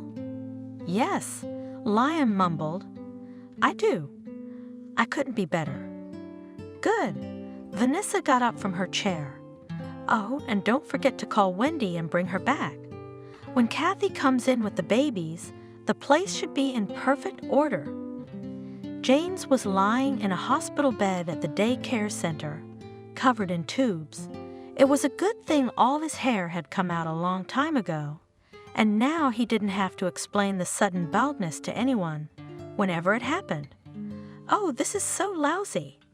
The pounding in his temples, the ringing in his ears, the darkness in his eyes, but he seemed to be holding on for now. How much longer? How long does he have? Who can say? As if hearing his thoughts, the doctor entered the room. How are we doing, James? Not so good. I have to say that with your diagnosis and the length of treatment, you're still hanging in there. Good for you. The doctor smiled encouragingly. But unfortunately, the latest tests. What? I'm finished? James grinned sadly. You need to go to a hospital. The doctor said trustingly, so that we can give you round-the-clock care. In other words, lay down to die, sighed James. No, you won't. He got out of bed, but not as quickly as he would have liked. He felt dizzy and had to grab the headboard to catch his breath. James, where are you going? You can't. The doctor started, but the stubborn patient did not listen to him and dialed the chauffeur's number. 5 minutes later, he was escorted to the car, and in another 20 minutes, he was already in the perinatal clinic. Hello, daughter-in-law. Roughly and cheerfully, he said, Kathy, opening the door. Good afternoon. Kathy smiled. How good of them to warn me of a visitor. She rejoiced a moment ago, barely having time to hide her laptop. How are you doing in here? Her father-in-law stepped closer to her to kiss her cheek, and she involuntarily felt the pungent hospital spirit emanating from him. Are you not feeling well? She asked, looking into his gaunt face, into the dark circles under his eyes. I can't hide anything from you. James laughed and immediately coughed, shaking from the painful spasms. After a little while, he got his breath back and began to speak. I did not want to tell any of you, so as not to upset or frighten you. But my days are numbered, Kathy. The doctors have only given me 6 months to live, and I'm already 2 years too long. My last wish is to see my grandchildren while I'm still alive. Don't interrupt me, please. He made a hand sign, seeing that she was about to say something to him. Let me finish. So, Kathy, since I can hardly hold them in my arms anymore, I must at least do what I can for them and for you too. So I've decided to make a will. It'll be done in the most honorable way possible. Most of my fortune will go to my grandchildren, and you will manage their estate until they are 18 years old. But why me and not Liam? Kathy couldn't help but interject. She had always been taught not to interrupt her elders, but this speech had struck her, stirred her. Liam? My father-in-law smirked sadly and wickedly. I will not forget him either. He is my son, after all. But I'll tell you frankly, Kathy, I'm not sure he can handle my financial empire. You don't realize the size of it, and relax, you'll have help managing your children's fortunes. I have a trusted staff and lawyers who will draw up the paperwork in a way that won't hurt a mosquito. So, I ask you one thing. Promise me, girl, that you will do everything in your power, and even beyond that, to bring up my grandchildren worthy people. Of course I will, Kathy said hotly. Of course, Daddy, don't worry about that. James and Vanessa will be brought up in love and strictness. What? My father-in-law couldn't believe his ears. What did you say? Or did I mishear? No. His daughter-in-law smiled at him. You heard right, Daddy. We're naming them James and Vanessa. I'm not as stupid as everyone thinks I am, and I'm well aware that this is all. She waved her hand around. All these opportunities, it's all you're doing. And your wife, she is also a very good person. I love her like my own mother. Daughter. What father-in-law, embracing her and pressing his wrinkled wet cheek. Daughter, but where are you from? I know. Kathy assured him. I know it's a boy and a girl. Mommy always knows these things. That's how Vanessa caught them when she entered the room. They were crying and hugging each other. Of course, they told her about her husband's illness because there was nothing to hide. In general, she was going to tell James about her son's outrageous behavior and looked for him in the office, where she was told that he had gone to the clinic to Kathy. But now, of course, that conversation never happened. Together with Kathy, they did persuade This is William, said the father-in-law to his daughter-in-law. He'll be helping you with all your business. You have some papers to sign now. Can I read them? Kathy asked. Of course, Kathy, nodded William. If you have any questions, I'll be happy to answer them all. And please, just call me William. Kathy carefully read everything that needed to be signed. Do I understand correctly that you, Dad, are appointing me CEO of your company? She wondered. After all, I am only a woman, and I have no education, and then, what about Liam? It is my right to appoint as the head of my own company whoever I see fit. Her father-in-law interrupted her with the same unappealing tone. Liam is not up to the task, to my great regret, but you, with the help of William and other loyal employees, can. You, as the representative of my grandchildren, will have a controlling interest. And please don't tell my husband yet. I'll tell him myself. Kathy left her father-in-law almost in shock. No, of course she had already begun to suspect that Liam was not as fond of her as she had thought at first. He never showed up at the clinic again. He didn't answer her calls and messages, and Wendy told her some things. Kathy cried all night, but by nature, strong in body and spirit, she calmed down and accepted it in the morning. After all, she had never once seen in the village with her own eyes the same unearthly love that is written about in books and dreamed of by every girl. But Kathy? When he woke up, he didn't immediately remember what had happened in the morning. How long have you been here? I dozed off. Did you sleep well, Daddy? His daughter-in-law asked him. I'm glad. Now let's drink this. Who was here with you just now? James finally remembered. Some old woman, a little woman? That's my grandmother. She came at my request. I hope you don't mind.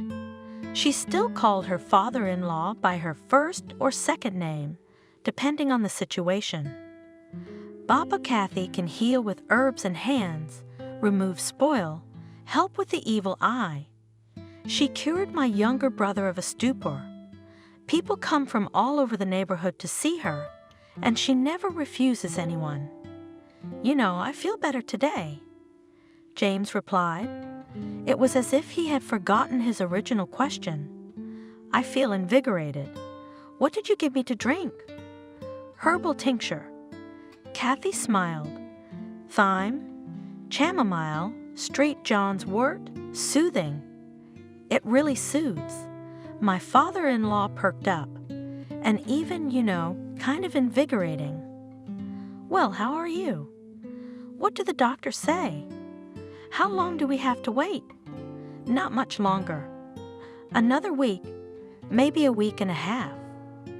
Oh, I wish we could wait, sighed my father-in-law. I wish we could wait. But that evening, Kathy felt a pain in her lower abdomen. At first a tugging, exhausting pain, then sharp, like a knife stabbing. Startled out of her wits, she pressed the staff call button. What? A nurse came in and saw Kathy and splashed her hands. Looks like it started. It's too early, too early. Kathy moaned, lifting herself up on the bed. Ouch! What's that? Her water broke. The nurse said, pulling back the sheet, call the midwives. Oh my goodness, get up, get up. That's it, and let's walk around the room. It will be easier and faster. If the pain is sharp, lean on the bed, but do not lie down, do not lie down. Okay? Yeah. Kathy nodded. It feels better. It's supposed to, it's all right, but it's going to hurt. It's normal, just bear with it. By 1 o'clock in the morning, Kathy refused the anesthesia, thinking it would hurt the babies. No, it won't. The impact is minimal. The doctors persuaded her, but she wouldn't give up.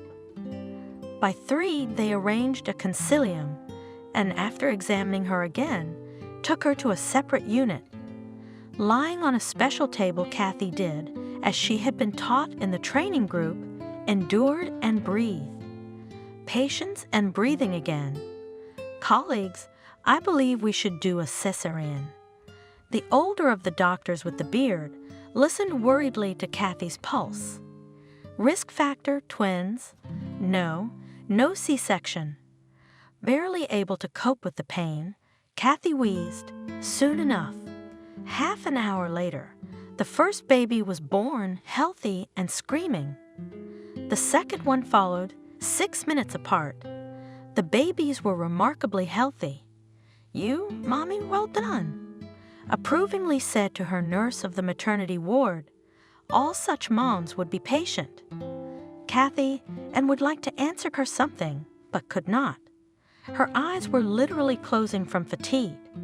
After both babies had been laid on her for a couple of minutes, and she had hugged them and whispered something affectionate in their ears, her strength had completely left her. Kathy awoke, unaccustomedly late. The sun was already high above the horizon.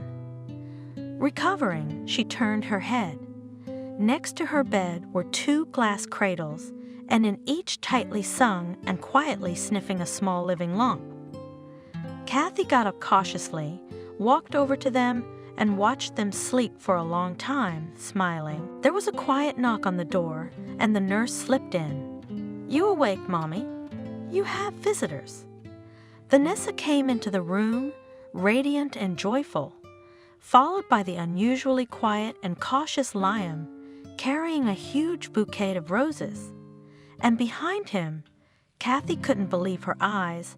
Her father-in-law was in a wheelchair, already shining like a shiny light bulb. Didn't expect to see me?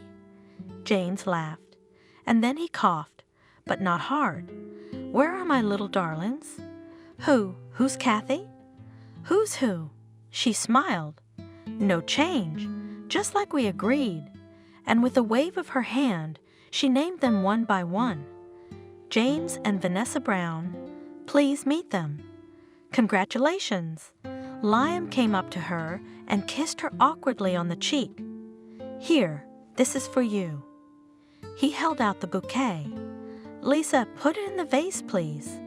Indifferently, looking at the pink armful, asked Kathy Nurse. And congratulations to you, she said to her husband. How cute they are. The mother-in-law smiled, leaning over the cradles. And soon they will be able to see them closer. Cautiously asked father-in-law, who also moved closer to the grandchildren. We'll see them now. Kathy laughed, but they're asleep. Protesting, Vanessa said. That's okay, smiled Kathy. Healthy babies sleep soundly, and besides, it's time for me to feed them. She deftly took one by one the babies, and putting them on the changing table, unwrapped them from their diapers. Here, look at us. Little Brown yawned and pulled up like kittens and squeaked just as pitifully and thinly. My breed, said the satisfied father-in-law when the boy squeezed the finger offered him by his grandfather with his clinging hand. Well, hello, namesake, and who is this princess? He would have traded on his grandchildren for a long time, but Vanessa tugged him by the sleeve. Let's go already. The babies need to be fed, Kathy. Oh, yes, of course. The father-in-law hustled to turn around, the nurse helped him quickly, and all the visitors disappeared behind the ward door. And Liam never said anything else. After a week, Kathy and the babies were discharged home, where they were cared for by 2 helpers and her mother-in-law. She practically moved in with them to help Kathy. In fact, the young mother needed minimal help. The children were so calm, and she herself was such a grip that she could probably have done without help at all. Liam arrived home neatly by 8 o'clock in the evening and almost always sober. He politely inquired about their day, and after looking at the children, retired to his room. Kathy moved with the twins into a larger room overlooking the sunny side of the garden. The father-in-law, who was stable, calm, and in no great pain, was often brought in. He showered them with gifts, and one day told Kathy this. Kathy, while I was in the clinic, I once had a strange dream, as if a strange old woman came to my room at dawn and laid her hands on my head. And immediately I felt so calm, so warm. From that day I recovered and went on the mend, and your herb helps well. Kathy didn't tell her father-in-law how it was, and her grandmother didn't tell her to spread the word. And Wendy, who had come into the house again, marveled at her mistress. You could see our country folk, whatever she undertakes, everything is done. She was praising Kathy on the phone, and Kathy overheard her. Where are you Wendy from? She asked her assistant. Woodbury Heights. There's a village. Maybe you've heard of it. I don't think so. Kathy wondered, and I don't think you've heard of ours. Addicts. It's been 3 months since the babies were born when James got worse again. The prognosis was unfavorable. The doctors frowned. Probably a few more days, maybe 2 weeks. Kathy and Vanessa cried. Drove to the clinic where they had put him again, sat beside each day grieving. Kathy called the village and asked her grandmother. Maybe she would treat her father-in-law one more time. But the grandmother, who spoke on the phone, very reluctantly, conveyed to her mother that she had taken sin on her soul last time, and now there was nothing to be done. On the day of his death, James felt better, even ate a little. He talked to his relatives, apologized to them if he had offended them. Liam's lips curved, but he didn't say anything to his father. At 21 o'clock, James Brown, the founder and permanent head of his financial empire, died peacefully, surrounded by family and friends. That's what the newspapers said in the obituaries. a huge crowd gathered for the funeral. All employees, business partners, various necessary people, representatives of the authorities, and a bunch of relatives and friends. The son showed up drunk and even managed to miss, throwing a clod of earth on his father's coffin. "Bastard," Vanessa said to him and cried. He tried to say something in a stammering voice, but Kathy came up and said quietly, "Please don't go away. Mother's having a hard enough time as it is. You'll come back later and apologize. You bastard." The drunken husband was indignant. "I'll get you." And he tried to hit Kathy, but slipped on the slippery clay soil and fell into the cemetery mud. He cursed, looked at his greasy clay-stained black gussie suit, got up and walked away. A couple of days later, he showed up at night with a young girl and, grinning drunkenly, told Kathy that she was going to live here. "This is my house. It's all mine, you understand?" He yelled, "And your place is in the pigsty. Go back to your stinking village. I've had enough of you. Speak quietly, please. The children are asleep." "Calm down," Kathy told him, and then handed the keys to the mansion to the maiden, who looked at the scene with insolent, drunken eyes. "Take them. I take it you'll be running the place from now on. Good night." She turned and went to her room, locking the door. "Hey, you!" her husband yelled after her. "Come back immediately, we'll talk. What are you doing with the keys to my house, huh?" He tried to follow her up the stairs, but could not do it. His legs did not obey him. To hell with her. He waved his hand and staggered to the refrigerator.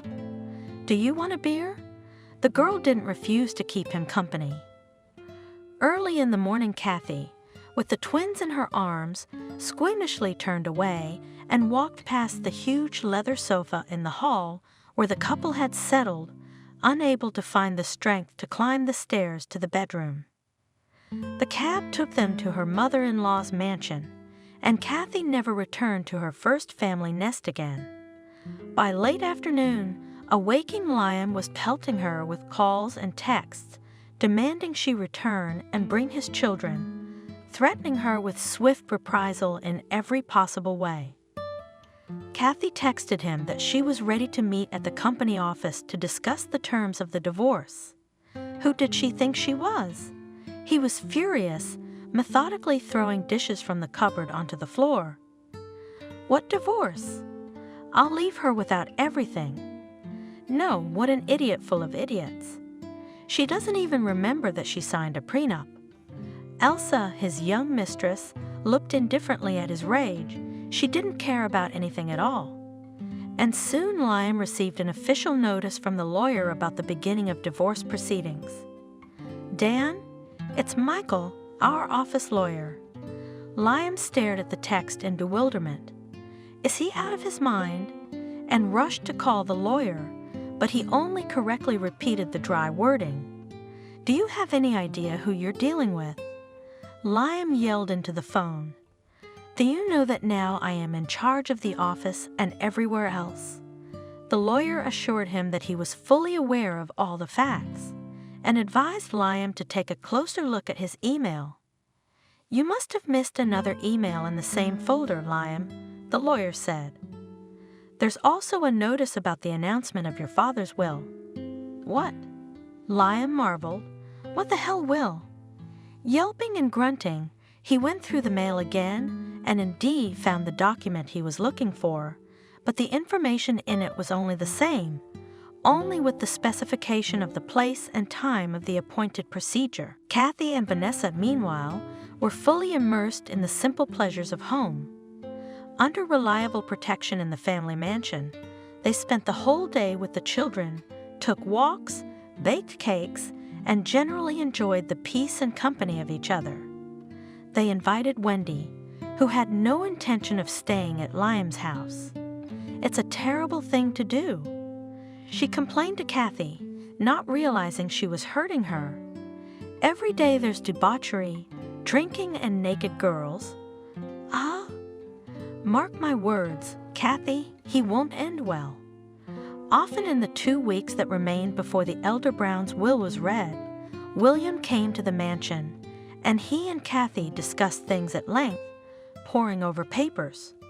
The lawyer was also in attendance, and even the notary was brought in. Vanessa, preoccupied with her grandchildren, didn't even wonder what was going on. Mostly she already knew everything.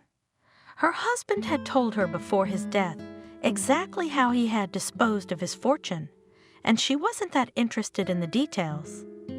On the appointed day and hour, all interested parties arrived at Brown's office. In the parking lot in front of the building, there was no place to fall, and the guards were exhausted, checking according to the established protocol every car coming in. All right, ladies and gentlemen, the presiding member of the board of directors began. Let me welcome you all today on this solemn and mournful day when we must first of all express once again our sincere sadness at the passing of our deeply respected founding father, Brown James. I ask those present to stand and honor his memory with a moment of silence. Everyone rose, lowered their heads, and stood in silence until the chairman rang the bell. Thank you, ladies and gentlemen. Now let me begin the extraordinary meeting of the Board of Directors of the Joint Stock Company Stavka. The agenda. While the agenda was read out, which took quite a long time, Kathy sat immersed in her thoughts and almost did not hear anything. For the umpteenth time, she asked herself the same question, whether she was doing the right thing, whether she had not abused too much the trust of an old, sick, dying man who had given her and her children so many opportunities and at the same time imposed such enormous responsibilities. Will she be able to cope with this heavy burden? And let me now introduce you to our new chairman of the board of directors. Kathy heard the words of the speaker. Liam, who was sitting almost opposite her at the huge, polished mahogany oval table, grinned contentedly and wickedly, preparing to stand up to general applause. Today he was surprisingly sober and in normal shape, shaved, combed, in an impeccably ironed navy blue suit, probably from some brand. Safa didn't know much about them. He wore a snow-white shirt and a beautiful tie with a fashionable paisley pattern. Now please, Brown Kathy, a round of applause, gentlemen. The gentlemen clapped, amazed as much as Liam, whose eyes were almost popping out of their orbits and his hands were treacherously trembling. Kathy stood up proudly, straightened to her short height, and raised her chin. Please take note. The speaker spoke. Kathy has been appointed CEO of the company by an order dated, and he gave the date. Signed by the former CEO, James Brown. Those who wish to read it may do so. A copy of the order was passed around. People read it, quietly expressing their bewilderment, and passed it on. We will now turn the floor over to our esteemed notary, who will read the deceased's will to us. Kathy sat back in her seat, and her mother-in-law, sitting next to her, squeezed her hand encouragingly under the table. The notary, too, started from afar and spent a long time reading out the tediously long wording. Finally, he got to the point. To my son, Brown Liam, I bequeath 10% of the authorized capital of a limited liability company and a block of shares in a joint stock company in the amount of 5% of the total number of ordinary and 2% of preferred shares. Liam, in a silent frenzy, broke the Parker pen lying on the table in front of him, and the ink spilled out onto the tabletop and onto the sleeve of his snow-white shirt, spreading out in an ugly blot. To my wife, Brown Vanessa, I bequeath. Then came the enumeration of shares, amounts, and various types of movable and immovable property. The deceased did not forget about his leading employees, describing to them a bit of shares so that they would not be remembered. And finally, the notary got to the main part of the will. I bequeath the rest of my estate, whatever it may consist of, and wherever located, to my grandchildren, Brown James and Brown Vanessa, in equal shares each. And to this wording the notary deemed it necessary to clarify. Including the controlling interest in the joint stock company Stavka, until the majority of the main heirs and their executor and manager of all property is appointed their mother, Brown Kathy. That's a hell of a thing. Suddenly Lyon shouted out and abruptly stood up, throwing his chair away. The people sitting next to him recoiled in fright. I will appeal against this farce. Father would never do such a thing. I assure you that the will has been drawn up in full form on the appropriate form, has been recorded in the electronic registry of the Unified Notary System, and has been properly authenticated. Important, said the notary. I don't give a damn about your registers. Lyon shouted in his voice. You've got a snake on your chest. He suddenly pulled out a small revolver and pointed it at Kathy. Stop, you bastard, he said quietly and violently. The people scattered out of the office in panic. Only the notary alone sat unperturbed and glued to his seat. Papers were in disarray, lying on the desk and on the floor, and the panic was terrible. Kathy sat staring at the muzzle of the gun pointed at her, growing monstrously larger, coming closer and closer to her, and becoming horribly, horribly like a black hole. What about the children? A thought flashed through her mind, and it gave her strength. With an abrupt movement, she wriggled like a snake and slid onto the chair under the table, dragging her mother-in-law behind her with a jerk. The chair on which Vanessa was sitting fell, and she fell with it. Almost simultaneously, a gunshot sounded. Again there was running, the noise of fighting, the clinking of breaking dishes. When the police and security guards, who arrived on a call, rushed into the office, Lyon was already lying face down on the floor, with his hands tied with office twine, pressing the torso of the defeated criminal, with his foot to the floor, financial consultant William towering over him. And two frightened women sat under the desk, hugging each other.